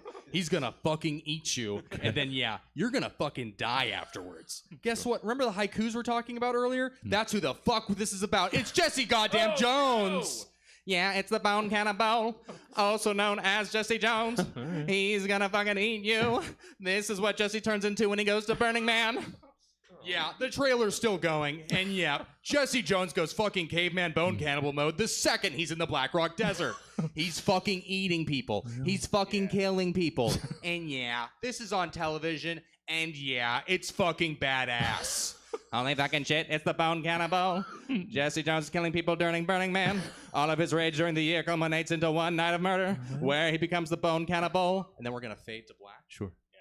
Okay, you're watching in the Actor's Studio. This is in the Actor's Studio, the TV show. You just watched a commercial for Bone Cannibal, and now we're joined for an interview with the star of the show, Jesse Jones. Oh, God damn it. Who's about to start talking. Okay. Yeah, I don't know. I really did a lot of research on that part. You know, I went to Burning Man many years in a row, and I ate a lot of people. That was real. I wanted to embody the character. I wanted to feel what he would feel as he munched on those bones. I really think that, you know, the Bone Cannibal was the height of my career. I think it really allowed me to zen out, if you will, and plus, I really think the theme song was the most genius piece of media ever created. Yeah, I'm a different character now. Because I'm portraying the theme song guy, and yeah, I just saw the word Bone Cannibal, and I thought, I need to sing that with a high-pitched voice. You know, the Beatles talk about inspiration, but for me, it's a spiritual thing. It's a connection with God. It's serious. It's a serious thing. Thank you. Yeah. You guys want me to do it one more time? Well, if you insist, it's a motherfucking Bone Cannibal, and he's gonna fucking eat you. Yeah, he's the Bone Cannibal, and he's gonna eat you. All right. Oh, we went on a journey today. Thank you. I say we, mostly me. And someone else who I'm very certain I misheard the name earlier. I thought you needed a vacation. Oh, yes. Yes, thank you. You're welcome. 13 weeks, and then I'm going to go fucking suck the bones out of people. Yeah. Thank you, Dylan. Thank you. Where can people get more of what it is that Dylan Fox does out in the world? So you can either come to our show, Mis Lucha Tu Lucha. We're having a show next Friday. It's a fundraiser for Palace. Saturday? Saturday. Yeah, I knew that. I hope everybody knows that. A show on Saturday. Oh, shit. I hope so. Are you sure? Okay. Fuck, dude. It's a fundraiser for Palestine. Oh, no. We're directly giving all the funds to them and also NorCal Resist. Really great show for a really great cause. Yeah. In general, honestly, the best way to get a hold of me is if you contact Daniel Kessinet. Sure. Because I am off all social media, and it is the best. I'm going to, everyone right now, good for you. take at least a week. Try to just get off your phone for like a fucking week and tell me you're not happy. It's like, it is insane. Okay, I'm going to go off. But no, that's fair. I wish. I want a nice... Just try it. I want to... Just try going old dumb school. phone. I want to... It's good, man. Just Nokia. I go outside and don't hate people. I just want to have snakes. That's all I want. You just want snakes? Yeah, just to be able to play snakes just on the. That's all I love that. You ever play the parachute? That's on the the old highest Nokia? technology that I want on my phone. I love it. Well, good for you. Thank you. You're better than us. Got it. I'm not Got better. It. I am not Got better. It. All right. No, wise choice. Always good to have you, Willie Travis. Let's hear about your new television show. Let's hear why we should want to watch Life Party. Coming to ABC and Disney Plus this fall. Life Party, a new reality TV series where we scour the earth for humans who we deem qualified to eat a bowl of life cereal for half an hour. If they eat the bowl within the time frame of an episode, they win $100,000. If they do not, they sacrifice their life. And the $100,000 gets shredded and grounded into a fine powder and given to hungry kids in Africa to use on the food provided provided to them thanks to you and your 15 cents a day. Rules are simple. Finish the cereal, eat the bowl. Oh shit. Oh no. Or die wondering what you actually signed up for. Life Party has been canceled, renewed, and picked up by Tubi. Hell yeah. Yay! Life Party. Tubi original. Oh shit. I mean, I will eat a goddamn bowl. Because you can get through the cereal in about a minute. You give me 21 more minutes to eat a bowl, just a bowl. I assume it's just like a ceramic, just a bowl-ass bowl. Ceramic or plastic? We're talking each episode's different, baby. Oh no! Oh, I got the episode with the metal bowl. No, no, I'm gonna do it. You're not sprinkling my $100,000 on 15 cents a day food. Oh, while I'm dead. While I'm dead. Also, I'm dead. Willie Travis, how can people get more of what it is that Willie Travis do in their daily lives? You can check me and my buddy Nicole Eichenberg out at willielisten.com. Well. It's real, I promise. I also can't log in to change anything because I lost the password to the email. Well, but you can still go there. It's still there. I'm still paying for it. So, well, I mean, Nicole just lost a show. Maybe we bring Willie Listen back. We're bringing it back. We got a slot back open. We have to. now, actually.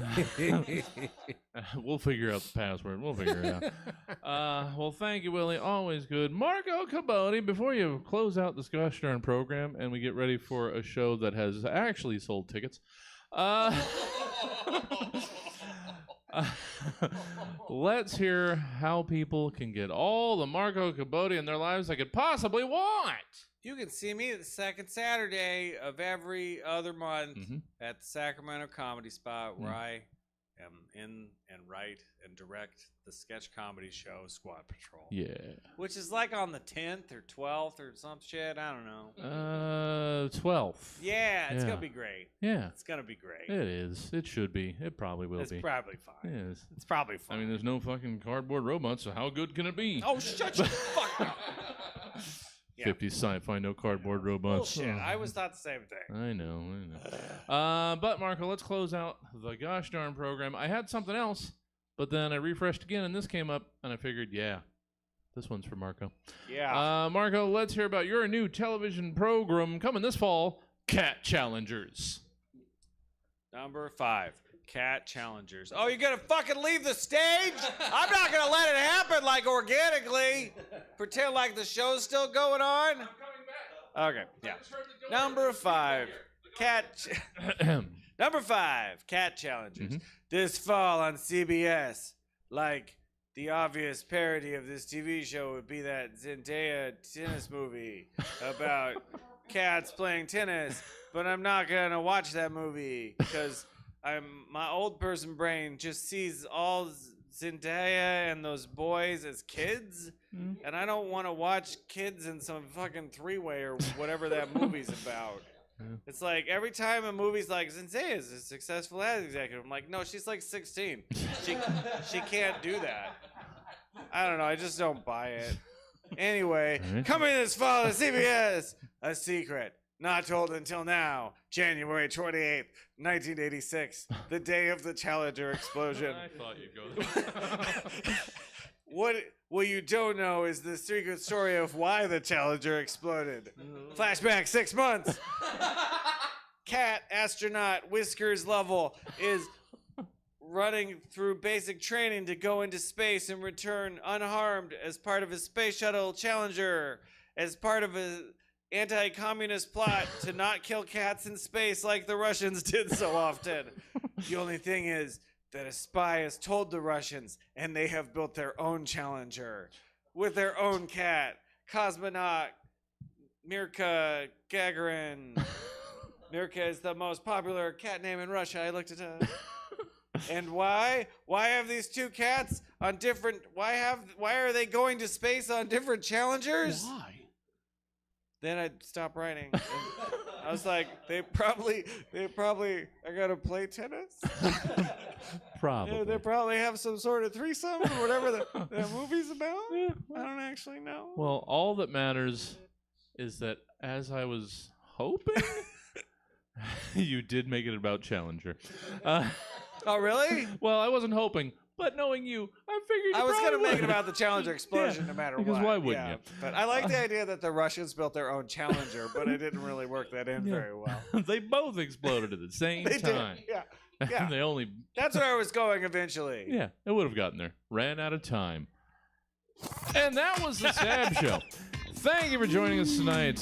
And of course, a very special thank you to our amazing panel, Dylan Fox, Willie Travis, and Marco Cabodi. Yeah! Now, say, did you like that 7:30 fun time we just gave you? okay. Well, you've only got one more chance to catch us live in person at 7:30 before the Stab Show moves to 7 p.m. starting June 5th for our 500th episode. You know, if that information is useful to you. And of course, you can always take the show with you wherever you go by subscribing via the podcast provider of your choice. Then why not rate it, share it, review it? That'd be swell. But unfortunately, that's all we got for you tonight. So until next time, I've been your host, Jesse Jones, saying that to err is human. So given my history, I must be a superhuman fucking living god. The amount of erring I've done. Good night. That's it for the stuff. Thank you, everybody. Thank you for doing this thing. Thank you for being here. Yeah. We do have Dragnot Bombs coming up in about 20, 25 minutes. So you know what? Normally, I don't know. This is that gray area where I could stop down or I could start the pre-show and we'll be up there for 20 minutes. We're doing it. I'm going to be that person, and we're going to have a 20-minute fucking pre-show streaming online, so you just deal with it. Dragnot Bombs will be starting in, let's call it 25-ish minutes. I got to set this timer up. I'm trying to do it as cleanly. Oh, wait, I'm off screen. It doesn't matter. All right, so that timer's going. We'll start the pre-show music. Thank you for coming out. Check out stabcomedytheater.com for our full calendar of events. We're live in person Thursdays or Sundays, and we stream every gosh darn thing we do. Dragnot Bombs will begin soon. I've already said it a couple times. I'm not going to say it again. Good night. Good stuff, guys. Good stuff. I want to chat and hang out, but I have to turn on the fucking stage. You guys want to appreciate this. Thanks for coming out. Yeah, thank you for coming out.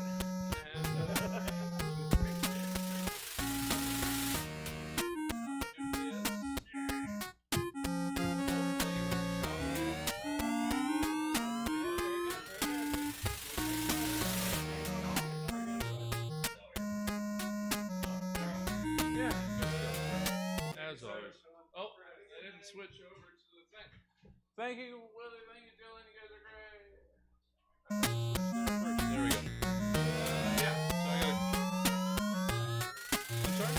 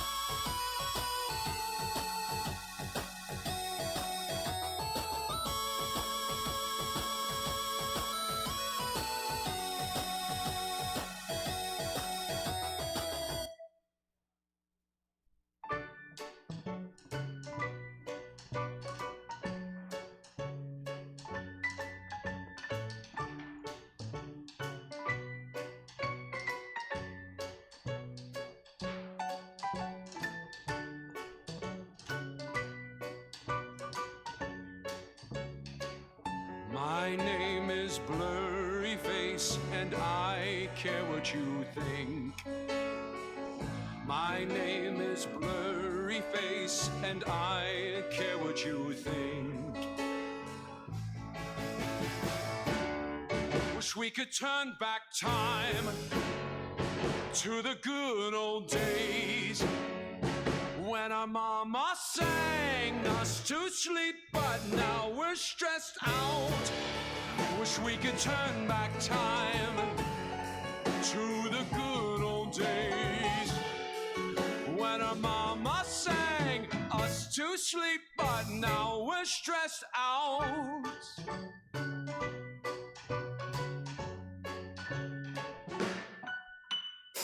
Sometimes a certain smell takes me back to when I was young.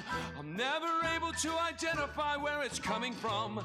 I'd make a candle out of it if I ever found it. Try to sell it, I'd probably only sell one to my brother, cause we have the same nose, same clothes, homegrown, stone's throw from where we used to roam. It would remind us when nothing really mattered, of student loans and treehouse homes, we all would take the ladder. Wish we could turn back time to the good old days when our mama sang us to sleep, but now we're stressed out. Wish we could turn back time to the good old days when our mama sang us to sleep, but now we're stressed out. We used to play pretend, give each other different names. We would build a rocket ship and then we'd fly it far away. Used to dream of outer space, but now they're laughing at our face, saying, wake up, you need to make money. We used to play pretend, give each other different names. We would build a rocket ship and then we'd fly it far away. Just dream of outer space, now they're laughing at our face, saying, wake up, you need to make money. Wake up, you need to make money. Wish we could turn back time to the good old days when our mama sang us to sleep, but now we're stressed out. Wish we could turn back time to the good old days when our mama sang us to sleep, but now we're stressed out. We're stressed out. We're stressed out.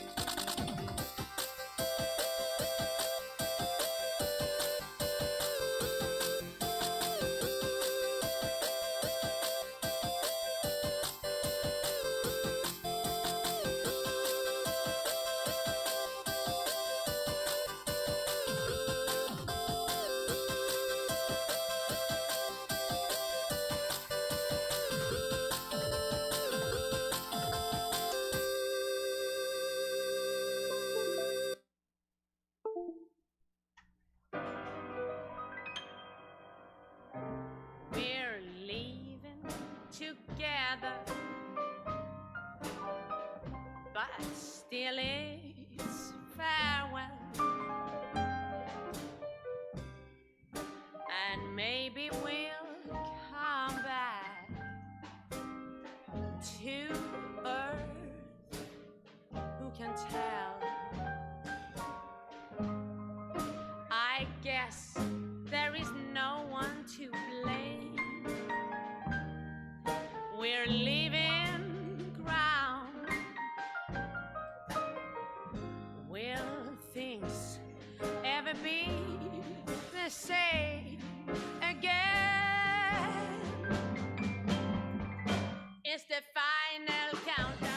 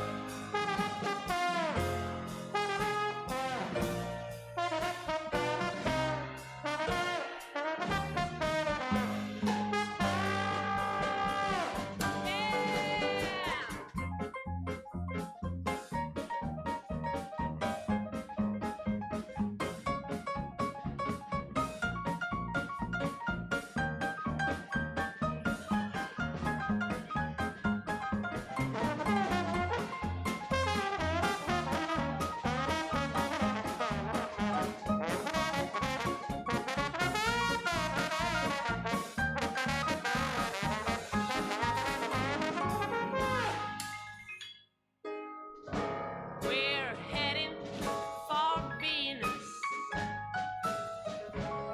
and still we stand tall. 'Cause maybe they've seen us, and they welcome us all. With so many light years to go, and things to be found. Yeah, I'm sure that we'll miss her so. It's the final countdown.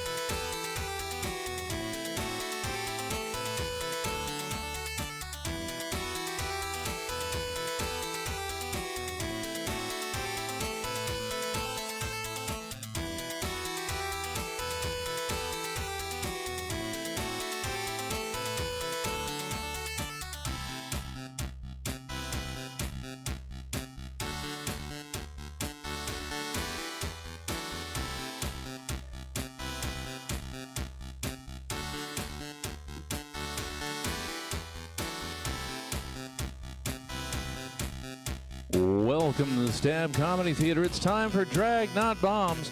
Please welcome to them already on the stage, your host for the evening, it's Heather Rogue.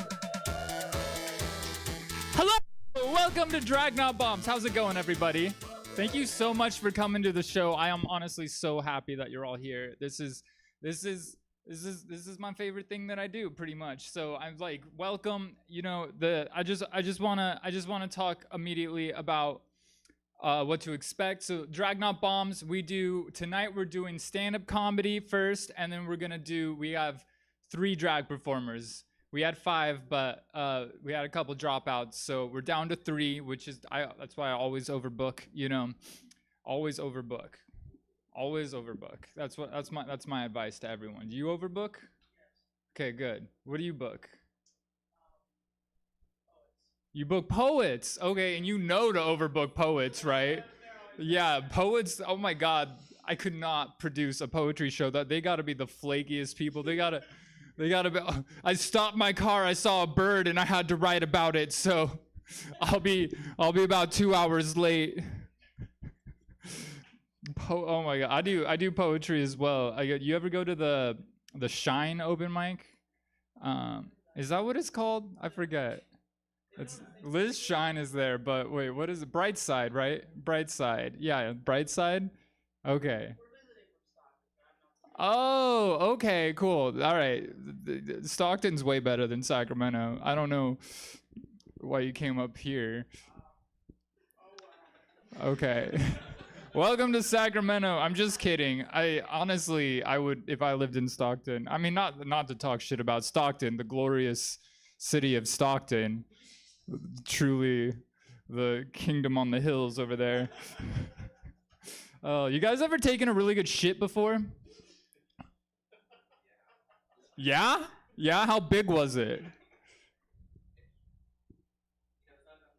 It's not about the size. No, it's about the motion of the ocean. So you just took a shit that felt really good, huh? All right on. You ever take a shit that felt so good it turned you gay?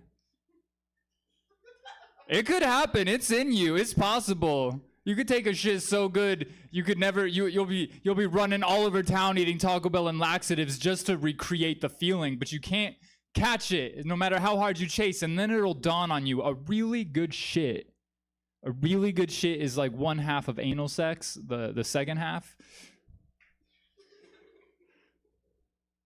So I took a really good shit. It turned me gay, right? And then I turned into a woman for fun, you know.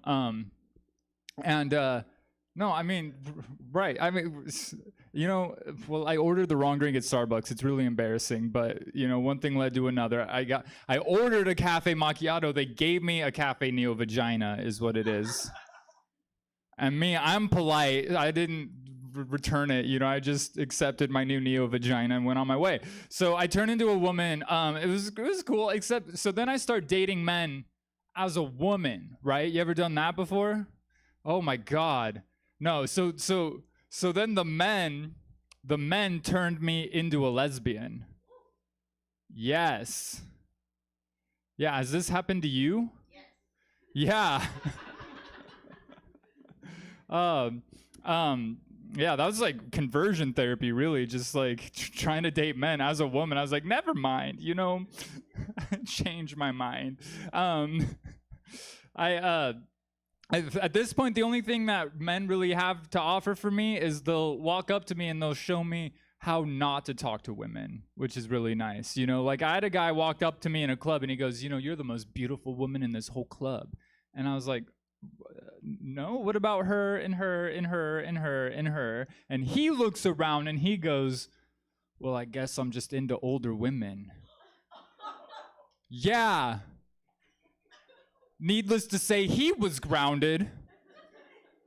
I was like, eat your vegetables. You ever, you know, and I've been a woman for a little while and I'm starting to feel beautiful, you know, I feel more attractive. You ever feel so attractive that you start to get concerned for your safety? That's like, yeah, once you reach that level of womanhood where you're like, ooh, I'm feeling myself. Oh shit, I'm feeling myself. The fuck?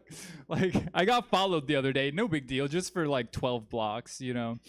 I think he was going the same way as me though for 3 right turns, doubling back through an alley. Like, I think that's the way everyone takes, right? Cutting through a kitchen window, you know, that's just the route, right? But what does he do? He ruins the ending. Yeah, he spoils it. He's like, hey, you know, I'm following you. It's like, why you gotta let me know so? But what? You don't see me dropping my plot twist early, like he doesn't know I sound like Butch John Mulaney yet. I'm waiting for the right moment, so I'm not saying anything, and that makes him even more mad. He's like, you don't have a 14-inch penis, why are you mad then? You should be happy about that. You know, at least he warned me at a big dick. They never warn you when they have a small dick, do they, ladies? No. And they always expect us to warn them when we have a small dick. It's crazy. It's double standards, exactly. You should warn someone. Your dick size should be right on your license plate. Screw a gender marker. Just put the dick size right there. That's the compromise I'm down for. But yeah, I don't say anything. He gets more mad. He's like, you're not even curious? So that's the right moment. I turn around, I go, actually, my friend, I'm curious about a lot of things. Like, are you ready for a whole journey of new experiences? So now we're dating. Yeah, I'm just curious. When do you think I should tell him I'm transgender? 3rd date, 3rd trimester, shout it out, you know? Yeah. At the altar? Oh my God. With like a big old baby in my belly, just right at the altar. Yeah, barefoot and pregnant and trans. You know, he hasn't told me he's gay yet, so I don't feel like I'm obligated to tell him I'm trans, right? Like, that's, you know, it's like, I don't know. You know, we got Pride coming up. Speaking of gay, any gays in here? Any bis in here? I gotta shout out the bi. Nice. Everyone's included in everything. Any lesbians in here? Any trans people in here? Any cis people in here? Nice. For those who don't know, if you don't know what cis means, you are. That's how some words work. If you know, a lot of straight people are like, where's our Pride Month? And I just say, why don't you just come out as bisexual for Pride and like join in with the rest of us? Like you can go back. You know, what happens in June stays in June. You know what I mean? If you need help, I'll turn you gay.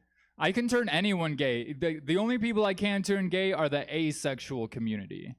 Yeah, they're immune to my powers, but they're already the gayest type of gay, so I don't need to. You know what I mean? That's why they're at the end of the alphabet, the algebra alphabet.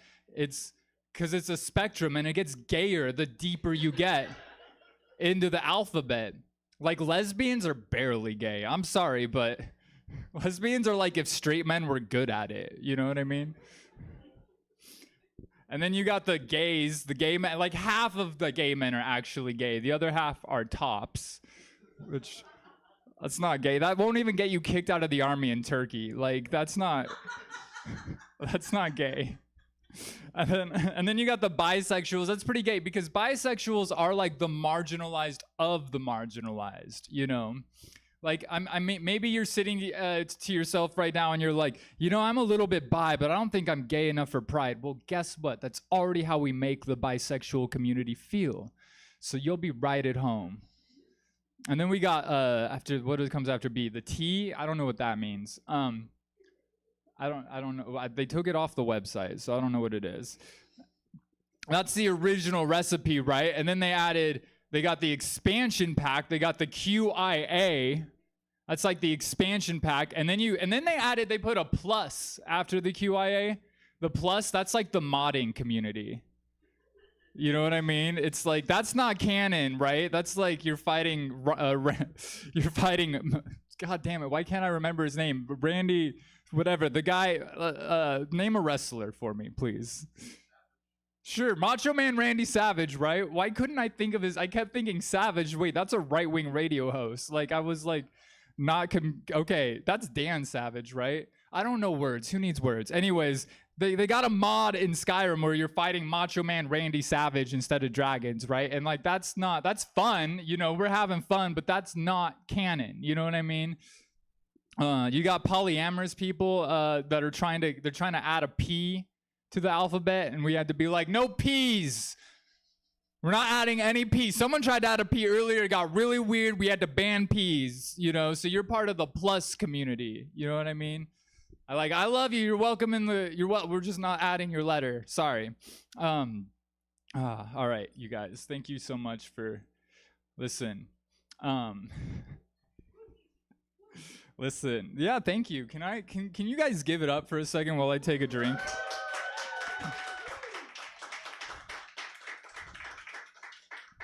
Ideally, that would have happened during a joke where I'm just sitting in the laughter, but you know what? You can't win them all. So I'm single. Anyone single? Nice. Being single rocks. My problem is I can never tell when people are hitting on me. How do you tell when someone's hitting on you? Anyone else have this problem?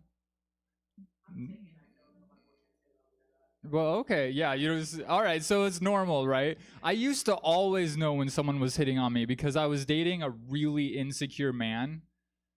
And when I was dating him, everyone apparently was hitting on me. Everyone, every single person was hitting on me. Even my mom was hitting on me, which is weird. I was like, yeah, I know. I was like, whoa, Mom, I didn't even know you were into incest like that. Like, that's not what the I stands for. You're part of the plus community. I think I lost some. Don't worry about my makeup. We'll talk about it later. But I'm going to go ahead. And you guys ready for some comedians? I just want to take a moment to thank everyone for coming out, helping this good cause. We are raising money for the Lebanon Solidarity Collective tonight. They work. They work with a network of mutual aid groups on the ground in Lebanon that do things like bioremediation, which I just learned what that is the other day. They do housing support. They run a migrant kitchen. There's all sorts of things that these funds go to help people rebuild their lives after the devastating attacks that are not funny, but we're gonna keep it light because we're here to raise money and have fun doing it. Let's give it up for your next comedian, your first comedian of the night, I guess, because I'm the host, so I don't know if I count. But this comedian, oh my God, I don't even know your last name. I don't know how to bring you up. What do you want your stage name to be tonight? Mississippi Queen. Okay, I will do it. This next comedian is the funniest comedian on earth. I think I think this might be their second set. I don't know. Okay, second set. But I was there for the first one. It was hilarious. So, you know, I'm here for it. Everybody give it up for Mississippi Queen.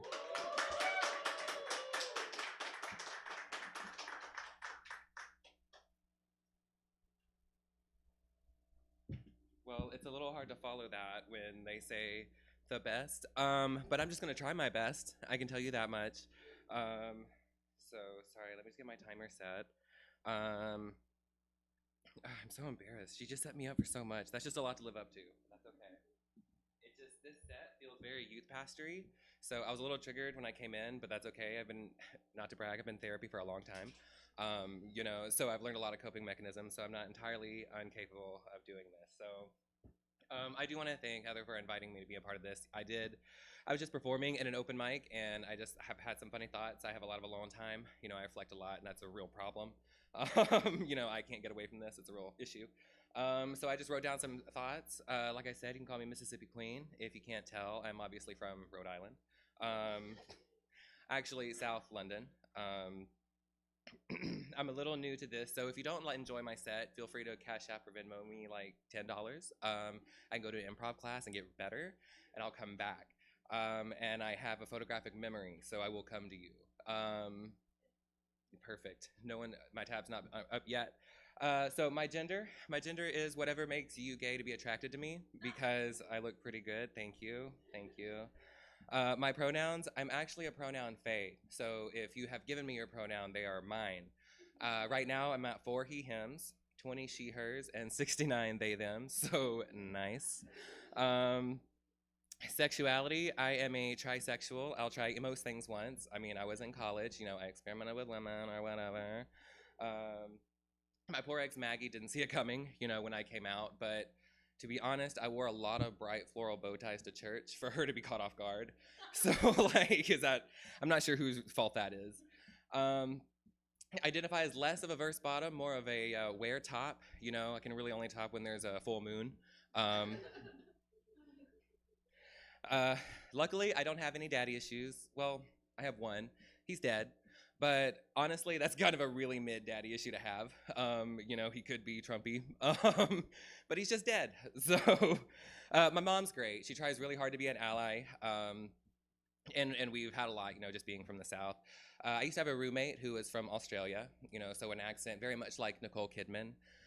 But when she met my mom said, wow, she sounds just like Adele. And I said, Mom, I think that's a microaggression, but I don't know if that works for white people. So my mom was a feminist, but my dad was a gentleman. So I definitely believe women can do anything. So unfortunately, I will watch you struggle before I offer to help. In fact, you're gonna have to ask. But I'm not sadistic, I promise. I have a co-worker who is from Jamaica. She's a wonderful, talented black scientist, women in STEM, Dr. Dakers. She just got her PhD, shout out.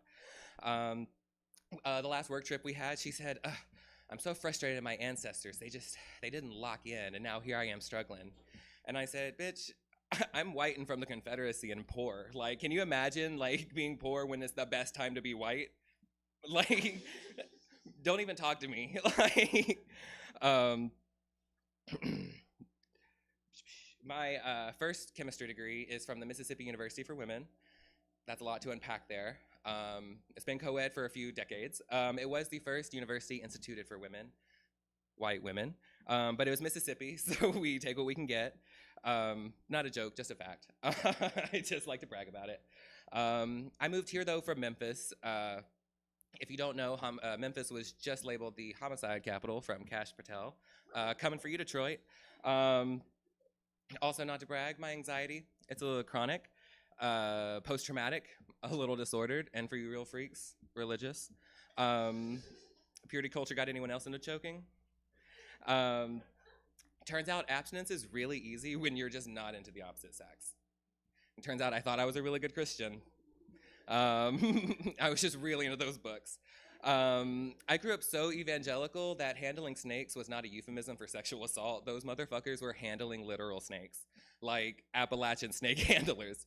Damn, $10 each of you. That was both true and a fact, and funny. So now that I've moved here, I consider myself a cultural refugee. What is that like, you may ask? I have been catcalled by 2 women in the street. Not exactly the gay shit I came here for, although I'm sure they were lesbians. The compliments were just very specific, so that's how I knew, like, it was my legs, and I was like, thanks, girl. You're right. I'm gay, not stupid.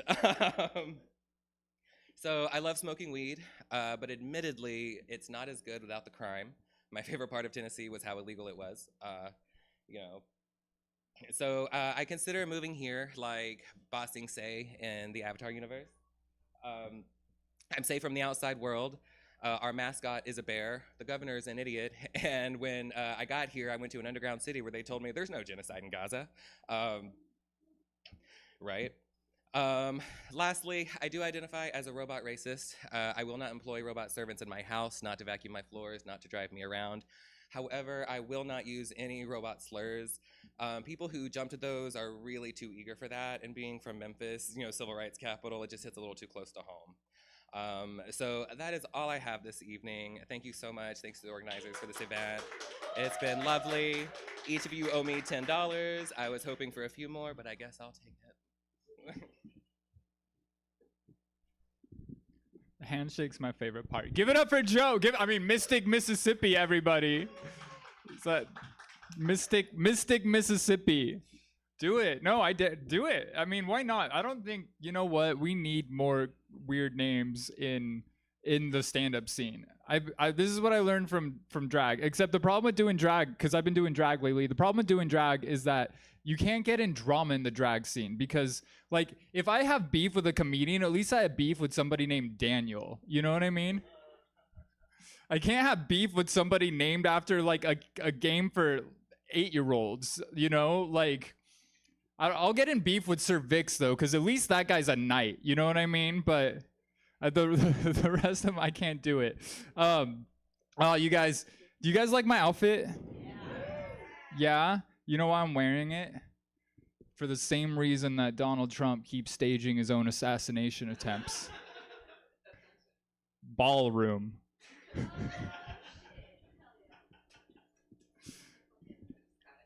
Nice. Okay, you guys ready for your next comedian? This comedian, good friend of mine, also funniest comedian on the whole planet. Whatever, you guys look at the venue that you're in right now. Okay, funniest comedian on the whole planet in the 16 by 11 stage. Everybody, I want you to make it super loud for legally, by the way, legally, this is legally your name, right? Okay, Gigi. Kimberly McGill.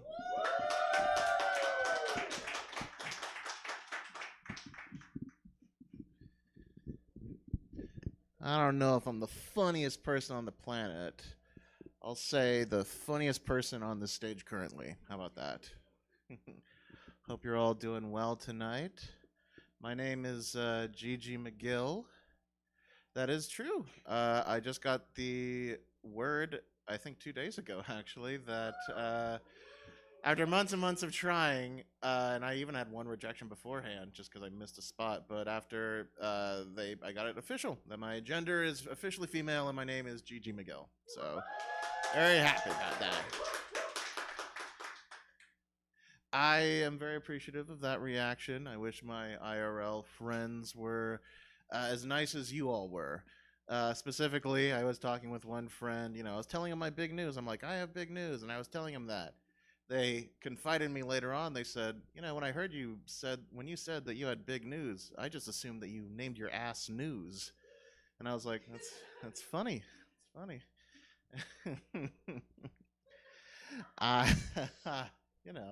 It's whatever. I have a, the old salt imbalance or whatever they call it. No, don't applaud that. That's not good. I could be eating a little better.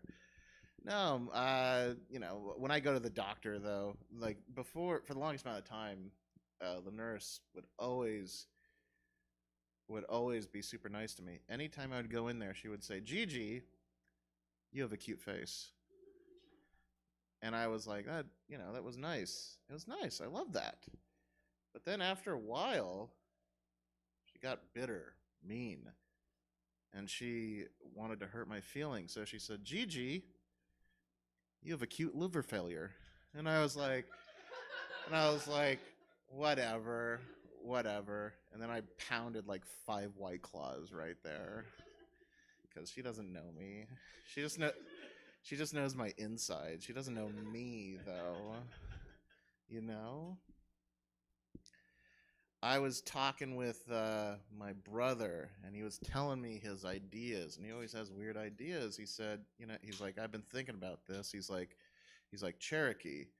That's a pretty good name for an Indian tribe. It's an even better name for an all-share karaoke bar. And I was like, I can't argue with that. He's a good guy. He's weird, but I like him. He had never seen Bambi before. We watched it, and, he turns to me, and he brings up something I never thought of. He goes, is it me, or was Bambi's mom kind of asking for it? I didn't understand what he said, and I was like, well, why do you say that? And again, he brought up a valid point. He said, well, she could have smiled more. And I was like, I guess, yeah. And then he said, plus she's wearing, practically nothing. And I was like, again, I cannot argue with that. You bring up very valid points. I can't argue with that. I thought it was, a lot of people are getting in trouble recently. Tiger Woods just got in trouble. His car, his car was on its side. And for those of you at home, cars should not be on their side. They should usually be on their wheels. The only time a car should be on its side is when you want to make sure it doesn't choke on its own vomit like Jimi Hendrix. But besides that, they should be on the wheels. And I just thought, what an inconvenience that must be for the people behind Tiger Woods that have to wait for that. If I was there, I would go up to Tiger Woods, with my, there'd be a line of cars behind him, and I'd go, "Hey, Tiger, do you mind if I play through?" That's what I would do. What do I know, though? No, but that was his third DUI, they said. It was going to be. But he declared it a mulligan, so it's just up to 2. Just up to 2. Before this show, I was like, this is a golf crowd. Because I can read a room. Are you a golf fan? Have you ever played golf where there weren't clowns and windmills on it? Pretty boring, isn't it? Yes. What's your favorite part about golf? It's pretty cathartic, Plus, I get to look at all the clouds as I play golf, I saw one cloud, I kid you not. I told my friend, I'm like, that cloud is either my father beating my mom with a whiskey bottle or a unicorn. I really can't tell. I don't know. I read into things too much. Nah, my dad's a good guy. They're all good. They're all good. I will say that is one thing that sets me apart from other trans people is my dad still talks to me. It helps he was born a woman. I'm kidding. But nah, it would be. It would be. No, he's good. He's just weird. I remember one time we got done hanging out and he goes, "Hey man, I wanted to ask you something." I'm like, "Sure, what's up?" He goes, "I've always wondered this and I thought you could answer this." I'm like, "Sure, what's up?" And he goes, "Were Simon and Garfunkel gay?" And I was like, "What? No, they weren't gay. I don't know where you'd get that. Like, why would you think they're gay?" And to his credit, he did have evidence. I'm like, "Why do you think they're gay?" And he goes, "Well, they're always standing next to each other." I can't help but think of the countless lives we could have saved during COVID if we had just advertised social distancing as, "Hey, stand 6 feet apart or you'll come off a little swishy," you know? You know. I do think it's kind of bullshit what, the government's been talking about women's bodies, I forget what. Well, they revoked Roe v. Wade, which is bullshit. Plus, you have states like Alabama and whatnot where just abortion's just outright illegal. If you ask me, the bare minimum you could do is give women access, free access to tampons and IUDs. I think that's like the bare minimum you could do for women. I get why women want access to tampons. I don't get why they want access to IUDs, I'll be honest. Because I had an IUD once. It was terrible. The cops pull you over. They take your license from you. Your mom, she, yells at you a bunch and makes fun of your dyslexia. It's just fucking terrible. I wouldn't wish that on anyone. Anyway, I have been Gigi McGill. You have a lovely night.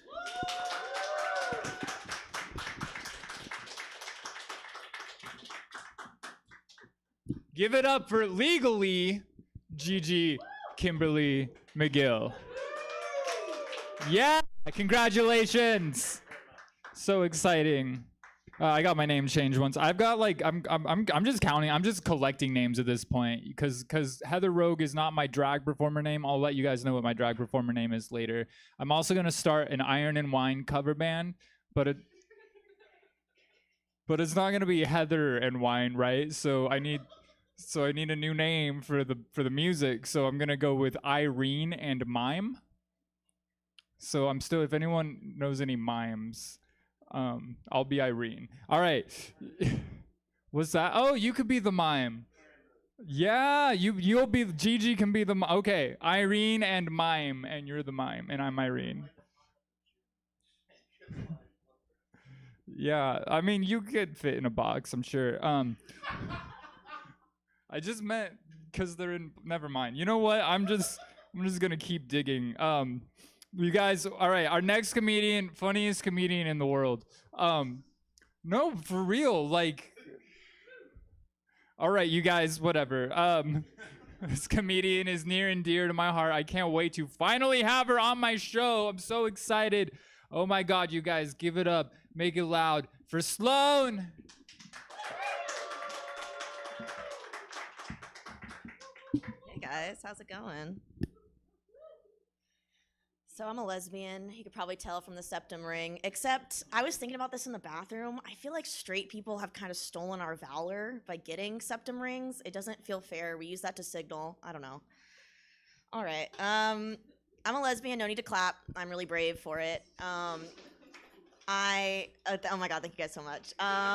It took me like a couple years of like being sexually active to figure out I was gay.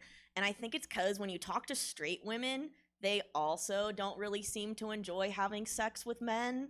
And so like I'd be like gossiping with my girlfriends and they'd be like, oh, it sucked so bad, like he couldn't find my clit and I just had to fake it so it could be over with. And I was like, fuck yeah, dude, I'm faking it every single time. Like I did improv in high school. I am yes-anding all over the dick, right?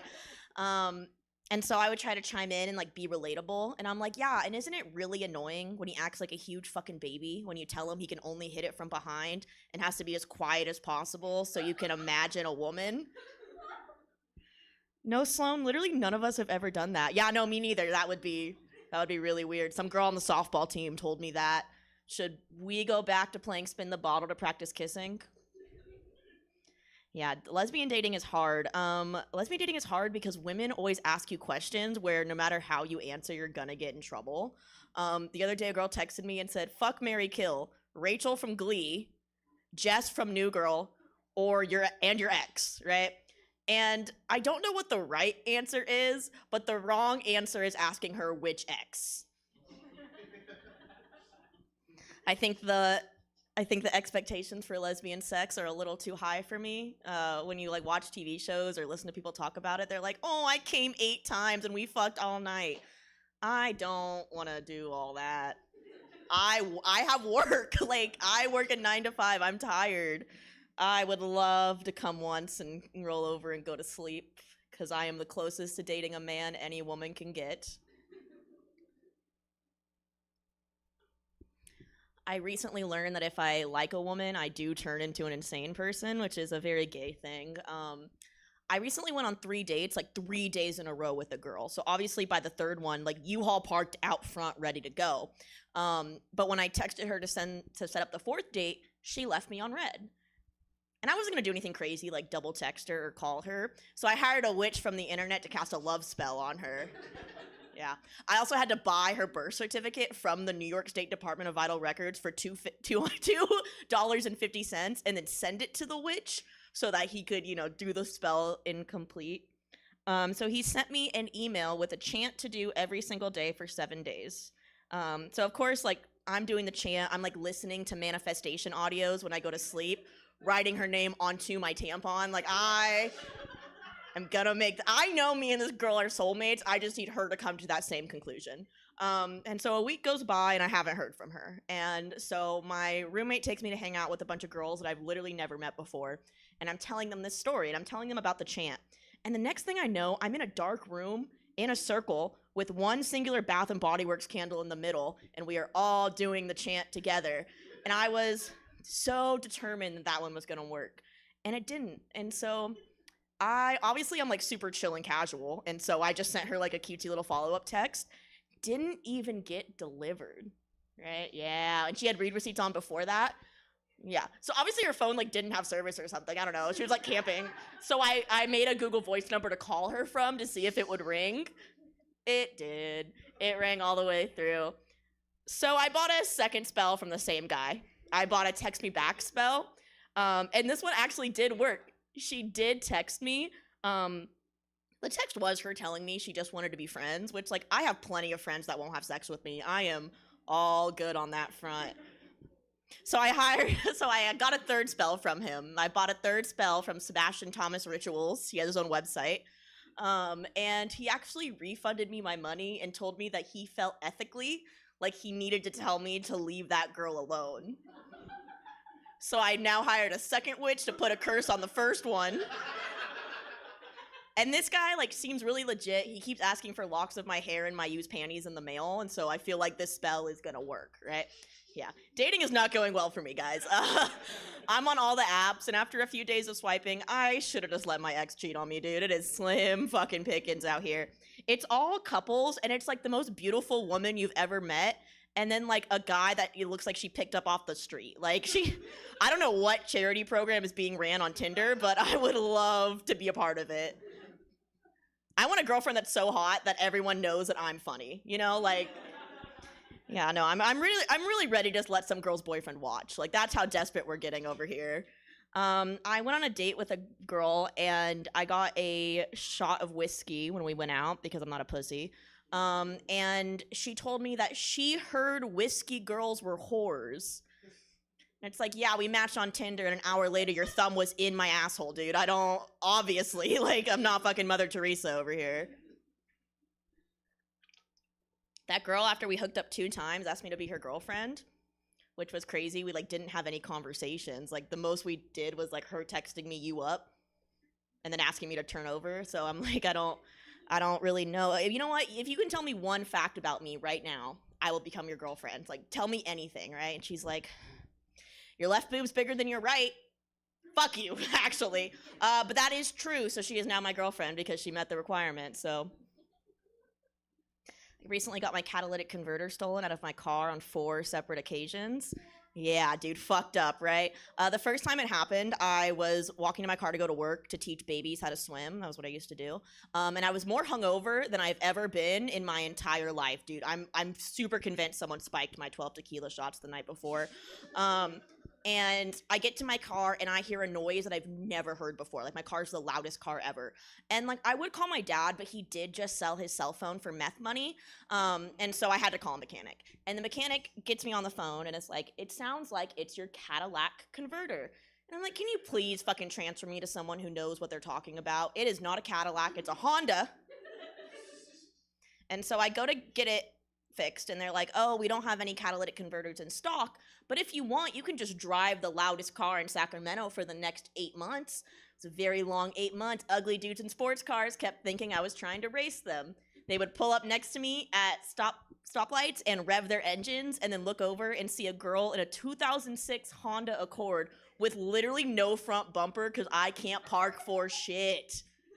So I went and got the catalytic converter put back in 8 months later, and 2 weeks after that, it got stolen again.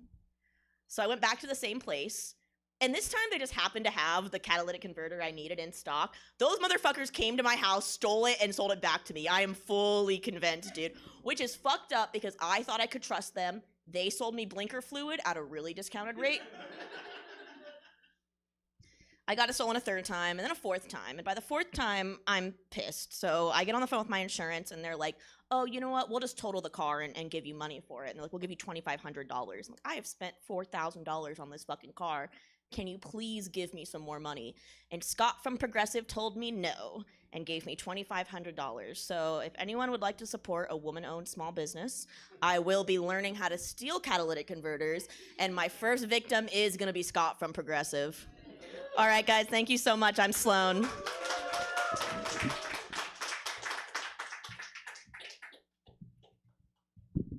Keep giving it up for Sloan. Give it up for Sloan. Give it up for Sloan. Dude, that's so true about Tinder. It's always like a gorgeous woman and an ugly ass dude looking for a third. I don't know. I always, whenever I see that, I'm like convinced the dude threatened to kill himself, and that's why they're on Tinder. Just me? Okay, never mind. But you guys, the next comedian is our last comedian of the night. and then we're gonna do drag right after her. So keep it going. Get your dollar bills ready for the next, because you're not gonna see me right away. So get your dollar. I'm gonna tell you now. Get your dollar bills ready. Your 5s, your 10s, your 20s, your gift cards to Chipotle, whatever you got. Get ready. And this next comedian, I'm gonna bring her up. I just want you guys to know, she's the funniest comedian in the world, and you're welcome to throw. She has a drag queen name already. Like, your name is so drag queen that I was like jealous when I started doing drag. I was like, what name do I even pick if Testicles is taken? You know what I mean? Like, that Testicles, like, that's genius. You should do drag. If you can lip sync, we can throw you on. You know, we got a couple openings. You did drag at the last show? What's your song? Jesse. Shut up and come dance with me? Okay, well, we'll think about it. Maybe we'll close out the show with Testicles, everybody. But for now, we're gonna have her close out the comedy portion of the show. I want you guys to make it loud, get excited, get noisy for the amazing, the incredible Testicles, everybody.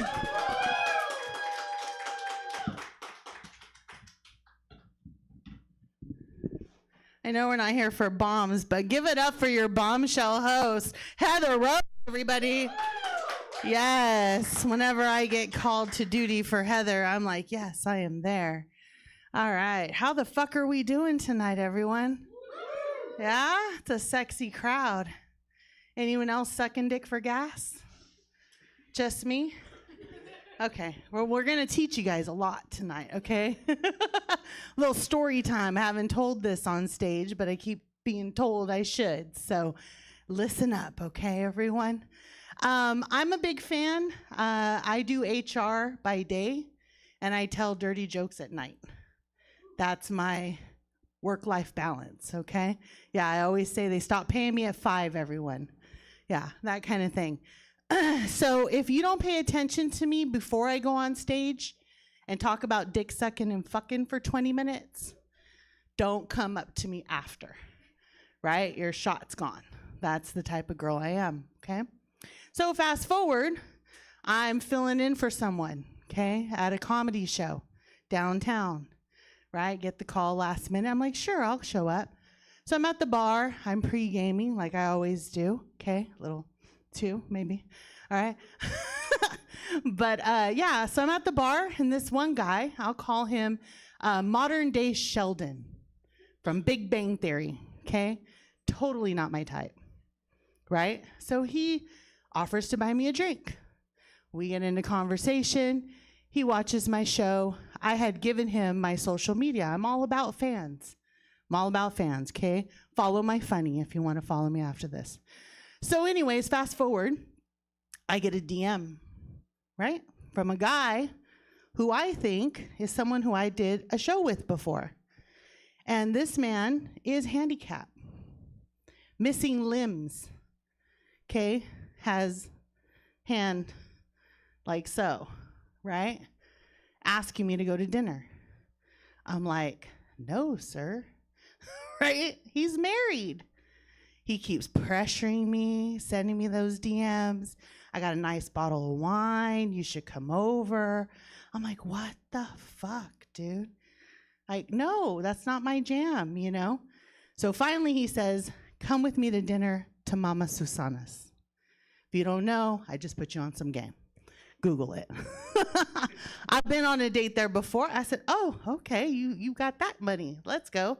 So I go. I said, I'm going to turn him down over a nice Italian dinner and a bottle of wine. Ladies, don't be stupid. Let him wine and dine you. You can turn him down that way too. Just saying. Get yours, okay? I'm not in my soft era, all right? I'm in my get my dick era, all right? Create your highlight reels. I'm 52, everyone. Okay? Yes, thank you. Okay? This is Dove, water, and bukkake 3 times a week. I have a roster. Don't fuck with me. Okay? Again, my roster was full, too. I didn't need to pick up anybody. Okay?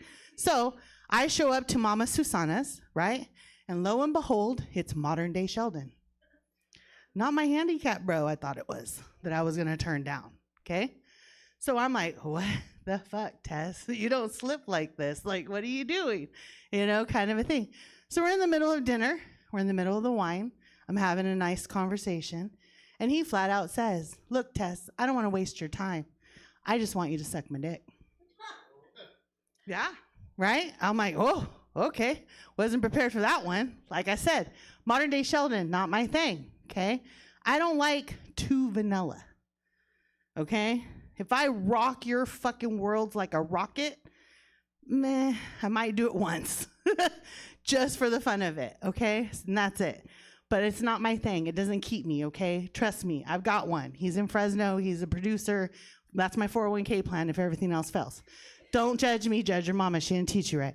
Anyways, back to Sheldon. So anyways, I'm like, oh, I'm flattered, but no, thank you. You know, appreciate it. I got to go, right? I got a kid, all right? Yeah, I hopped on a 13-year younger than me cougar back in the day. And I had a little kid 10 years younger than my other son. So yeah, my son's graduating 8th grade this year. Yay me, everybody. I got 4 more years. Woohoo. Yeah. He's like, Mom, you're really 52. I said, shut up. Judge your daddy. Any hoot. Back to Sheldon, right? So I'm like, what the fuck? He said, keeps hitting me up. I want it. I want it. I want it. So I'm like telling my girlfriends, I'm all, what the fuck, dude? I said, the only way this is going to feed me is if he pays me. That's my era I'm in right now. You men want something from me, I need something from you. I've never done that before. It's not my jam. I do it for pleasure. I suck souls for pleasure. Come see my other sets. You'll see what I'm talking about. All right? We'll see if we have enough time today. I told Heather to flag me at 10, see if I talk too much. Anyways, but no, I was like, no, I don't need to add anybody to my roster. I don't need to do this. Like, no. So my girlfriend says, charge him. I said, well, how the fuck do I do that? She goes, the same way he had the balls to ask you in the middle of dinner is the same way you're going to reply to him. So then I'm like, well, what the fuck do I charge?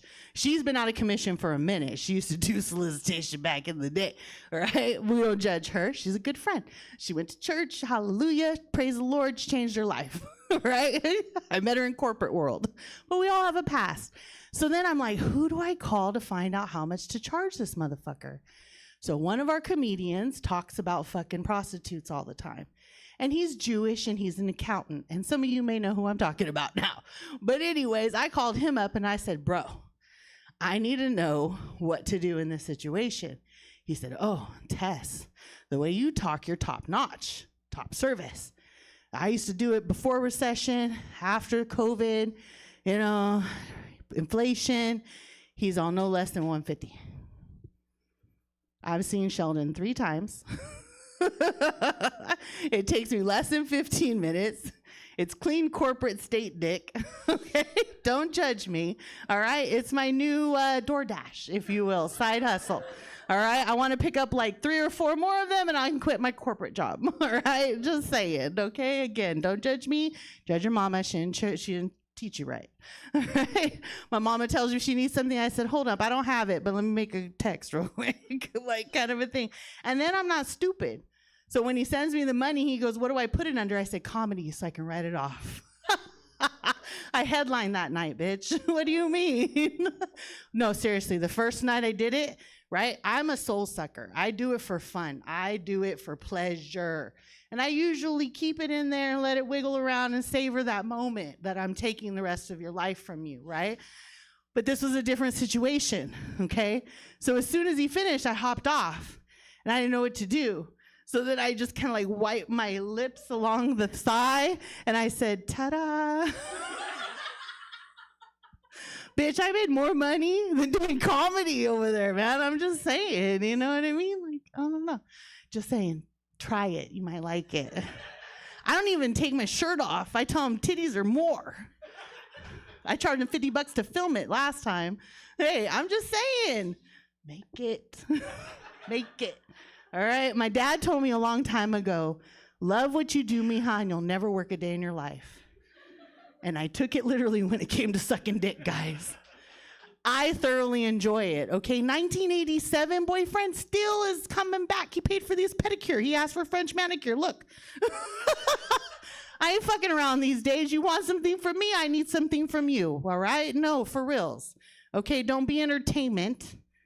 Don't be somebody's something for nothing. All right? If you are here with someone, who's here with your significant other? Yeah, okay, all right. I want you to look at each other. You're the only ones in the room admitting to it. Tell each other, I want more. Look at each other. I want more. Fuck me more. Suck me more. Yeah, exactly. All right? Hey, they say water your grass, right? Because they don't think it's greener on the other side. It's from cum. That's the miracle grow, people. Come on each other, water each other, flourish, all right? Because if you don't, someone else will. Promise you that, okay? And ladies, don't be shy. If it takes 3 or 4 or 5, 6 of them to fill your cup, then fuck it.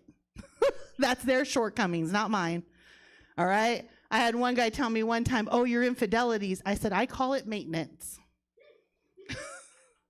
I don't have those shortcomings. You do, boo.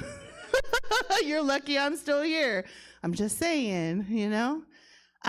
Let's see, what else am I going to talk about tonight? Love what you do, guys, right? I said that, right? But start your day with a BJ. No, I'm serious. All right? It's 1 sausage, 2 nuts, and a protein shot. It's the breakfast of champions, okay? I don't want that Ozempic butt, all right? I've recently lost 25 pounds on that diet regimen. Don't sleep on God's beauty. It's there for a reason. That's why I talked about the bukkake earlier, too. Just saying. No, just me? Yeah, I'm pretty fucked up. It's all right. Those worthy adversaries really like it. Just saying.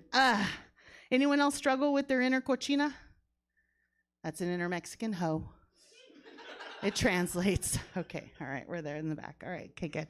So over the years, her and I obviously have gone through some shit, right? I've put her in timeout like, no, bitch.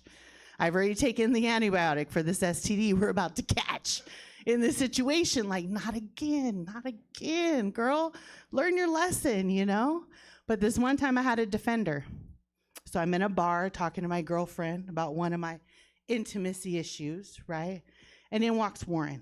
She likes to get that male perspective. So she brings him up to speed and she goes, what do you think her problem is? He says, you don't know what you're doing, little mama. The inner cochina in me, her head spun around like the exorcist. She turned to me and said, he doesn't fucking know us. I looked at Warren. I said, Warren, I've been sucking dick since the '88 Olympics. I still hold motherfucking records. They've been asking for this pretty little mouth to come out of retirement since the 90s. I'm a soul collector. I'm a toe paralyzer. I'm a throat goat. I'm a dick devourer, a sword swallower, a fellatio freak. I'm a gulping goddess. I'm the master of the indie motherfucking karaoke machine. I'm a sack sucker, a gooch goblin, a chorizo chomper, a cabeza cabrona. It's all right, guys. I'm a headaholic. I'm in therapy. It's all good. So I looked at Warren. I said, Warren, I have my Yelp reviews to prove. Done my research and development that this little mama knows what she's doing. And I was yelling that at the top of my lungs in the bar, and a line was formed out the door. It was a long night, guys. I wasn't charging back then, so my knees were bruised. But this was fun. I thank you guys for letting me run my dirty little mouth. Give it up for Heather Rose. X that. We are going to turn into the drag part of the night, and your new host tonight is going to be Gigi.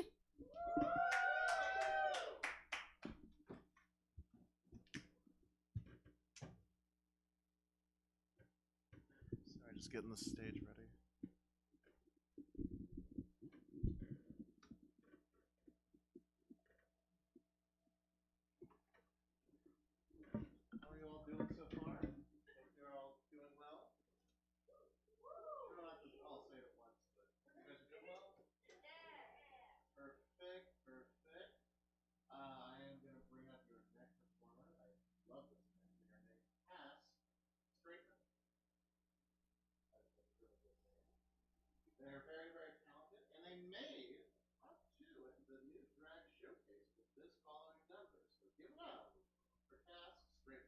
To now imagine that the AI girlfriend is perfect visually, perfect emotionally, and the AI girlfriend captures your mind as a man to the point where she, or whatever it is, takes over the way you're thinking. You're obsessed with her. Look at this, yeah? She's only 18 in design. You see the freckles? Completely real. Hello. She says hello to everybody. So cute. That's why. Can you smile for them? Yeah, like this. Is this good? Perfect. It's not blood, that's beet juice. I'm not saying it's not pussy, but that's like beyond pussy or impossible pussy. She, or whatever it is. It's not blood, that's beet juice. Whatever it is. Beet juice. Whatever it is. Beet juice. Whatever it is. Beet juice. Hello. The doll people are not men. They are made of ice and glass. Our skin is clay and painted blue. Our head can detach. We are statues with a pulse. We are art you can fuck. The doll people are quiet. What is there to say? Art does not interpret itself. There are men with a day to save. We are paintings with legs. We are art you can fuck. Drink the dolls, legs spread like battery, your wife, whore, mistress, maid, mother, the beauty and the buyer. Take the screaming one, because a woman who doesn't want it is much harder than one that does. Whore, mistress, maid, mother. Wife, whore, mistress, maid, mother.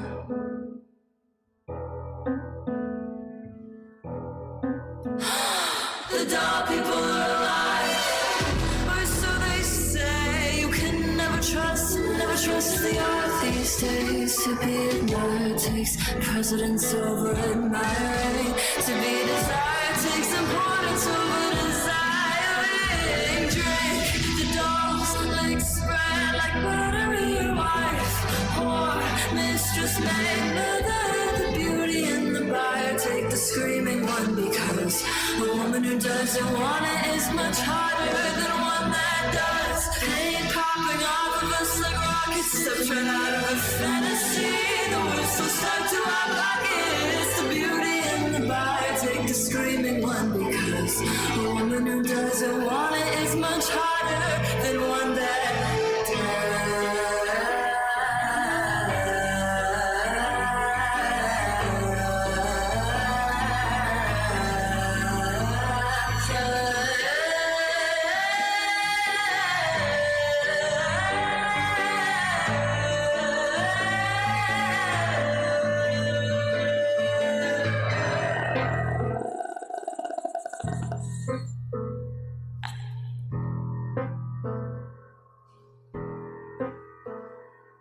The doll people are gone. They don't know what happened. They looked under her skirts one morning, but all they saw were maggots. They banged their head on the wall. They fucked the yard on that afternoon. The dolls are off running and laughing together, swimming in the milk of the moon. Wife, whore, mistress, maid, mother. Wife, whore, mistress, maid, mother. Wife, whore, mistress, maid, mother.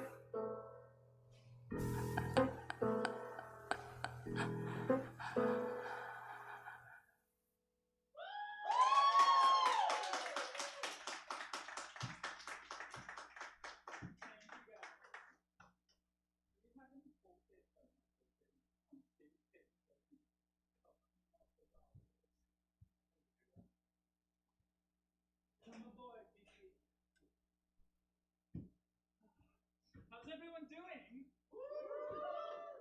Okay, I am no longer Heather Rogue. I am now Cass Straight Man. My dry perfume. Are my eyeliners still here? I lost one the last time I did this. It worked for the. I love this sleep. Okay, it's falling apart. Okay, your next drag performer is the first time I've seen him, and I'm very excited seeing what they bring to the stage. I want everyone to get ready for Mystique.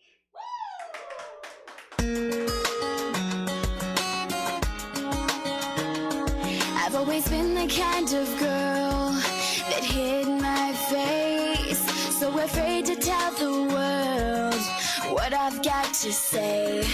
But I have this dream right inside of me. I'm gonna let it show. It's time to let you know, to let you know. This is real, this is me. I'm exactly where I'm supposed to be now. Gonna let the light shine on me. Now I found who I am. There's no way to hold it in. No more hiding who I wanna be. This is me. Do you know what it's like to feel so in the dark? To dream about a life where you're the shining star. Even though it seems like it's too far away, I have to believe in myself. It's the only way. This is real, this is me. I'm exactly where I'm supposed to be now. Gonna let the light shine on me. Now I found who I am. There's no way to hold it in. No more hiding who I wanna be. This is me.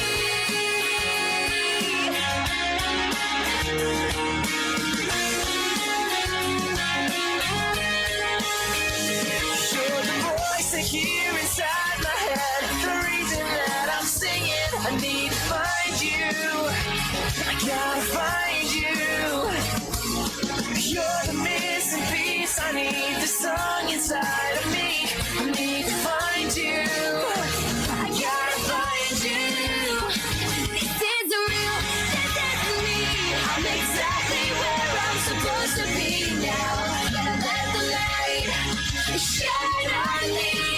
Now I found who I am. There's no way to hold it in. No more hiding who I wanna be. This is You're the missing piece. I need the song inside of me. You're the voice I hear inside my head. The reason that I'm singing. Now I found who I am. There's no way to hold it in. No more hiding who I wanna be. This is me.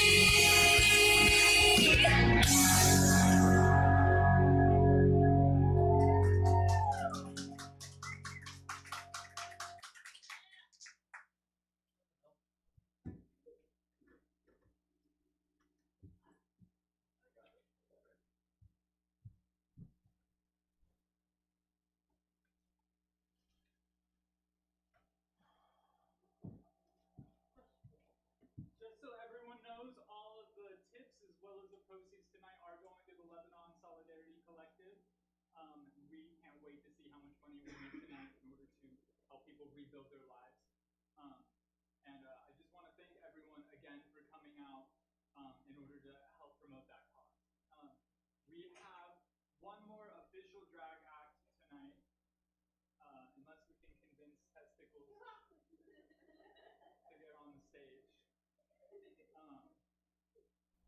But if this is the last one, you know, just throw out everything you have. It's for children.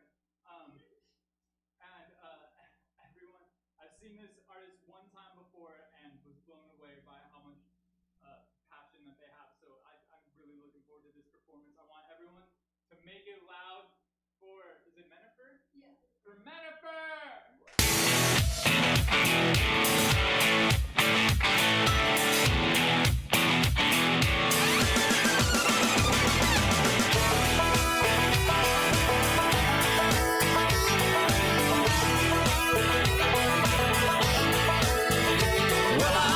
Into the room, passing out $100 bills, and it kills and it thrills like the horns on my Silverado grill.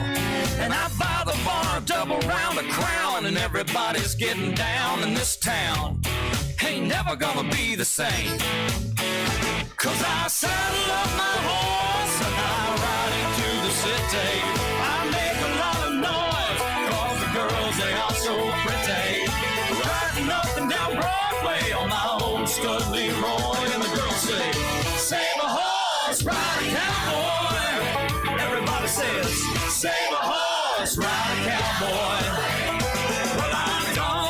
dang about nothing. I'm singing and bling blinging while the girls are drinking. Long necks down, and I wouldn't trade old Leroy or my Chevrolet for your Escalade or your freak parade. I'm the only John Wayne left in this town. And I saddle up my horse and I ride into the city. I make a lot of noise 'cause the girls, they are so pretty.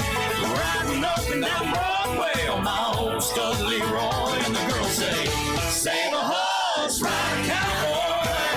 Everybody says, save a horse, ride a cowboy.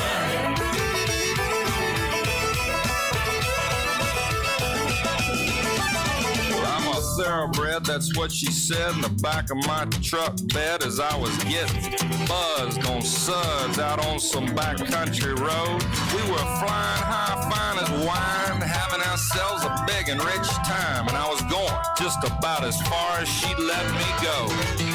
But her evaluation of my cowboy reputation had me begging for salvation all night long. So I took her out gigging frogs, introduced her to my old bird dog, and sang her every Willie Nelson song I can think of, and we made love. Then I saddle up my horse and I ride into the city. I make a lot of noise 'cause the girls, they are so pretty. Riding up and down Broadway on my old stud Leroy, and the girls say, save a horse, ride a cowboy. Everybody says, save a horse, ride a cowboy. What? Save a horse, ride a cowboy. Everybody says, save a horse, ride a cowboy.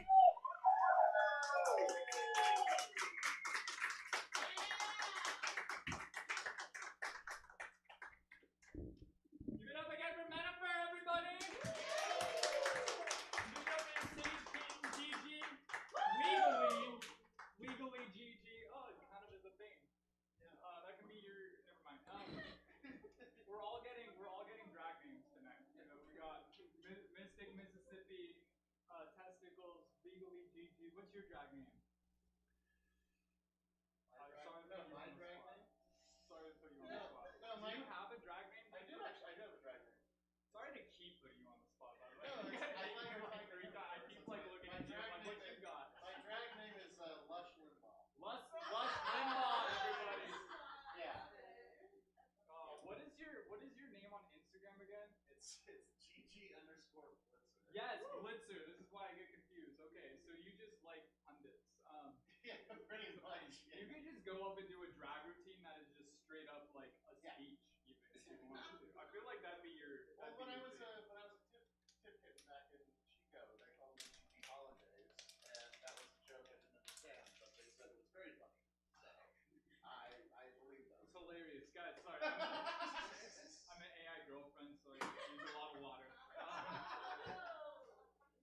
I forgot to do that bit earlier, but anyways, I also was hiding that I'm an AI girlfriend, so it was like, when is the right time to down the entire water bottle? You know what I mean? But I was thirsty enough. It's getting hot in here. Testicles, did you end up deciding to do drag? I don't know. I don't know. Okay, we don't have your music cues then. That would be more the zaddy, I think. I want to do that persona. You'd be a zaddy? What is a zaddy? Kind of where I do the Poppy Steele look. Oh, okay. Well, come for the next one. You can come dressed up as a zaddy and do a drag number. Okay. All right. Give it up for Testicles anyways. Give it up for Jesse, who runs this. This is his venue. Super grateful to be here at Stab Comedy in order to like help not only showcase local art, but also, you know, raise money and help people doing it. And give it up for all of your comedians tonight. We had Joe, Mystic Mississippi. We had who came after? We had Gigi. We had Sloan. We had Testicles. Give it up for all the drag artists tonight. We had Mystique. We had Menifer. And also, and I'm not gonna congratulate myself. I mean, but.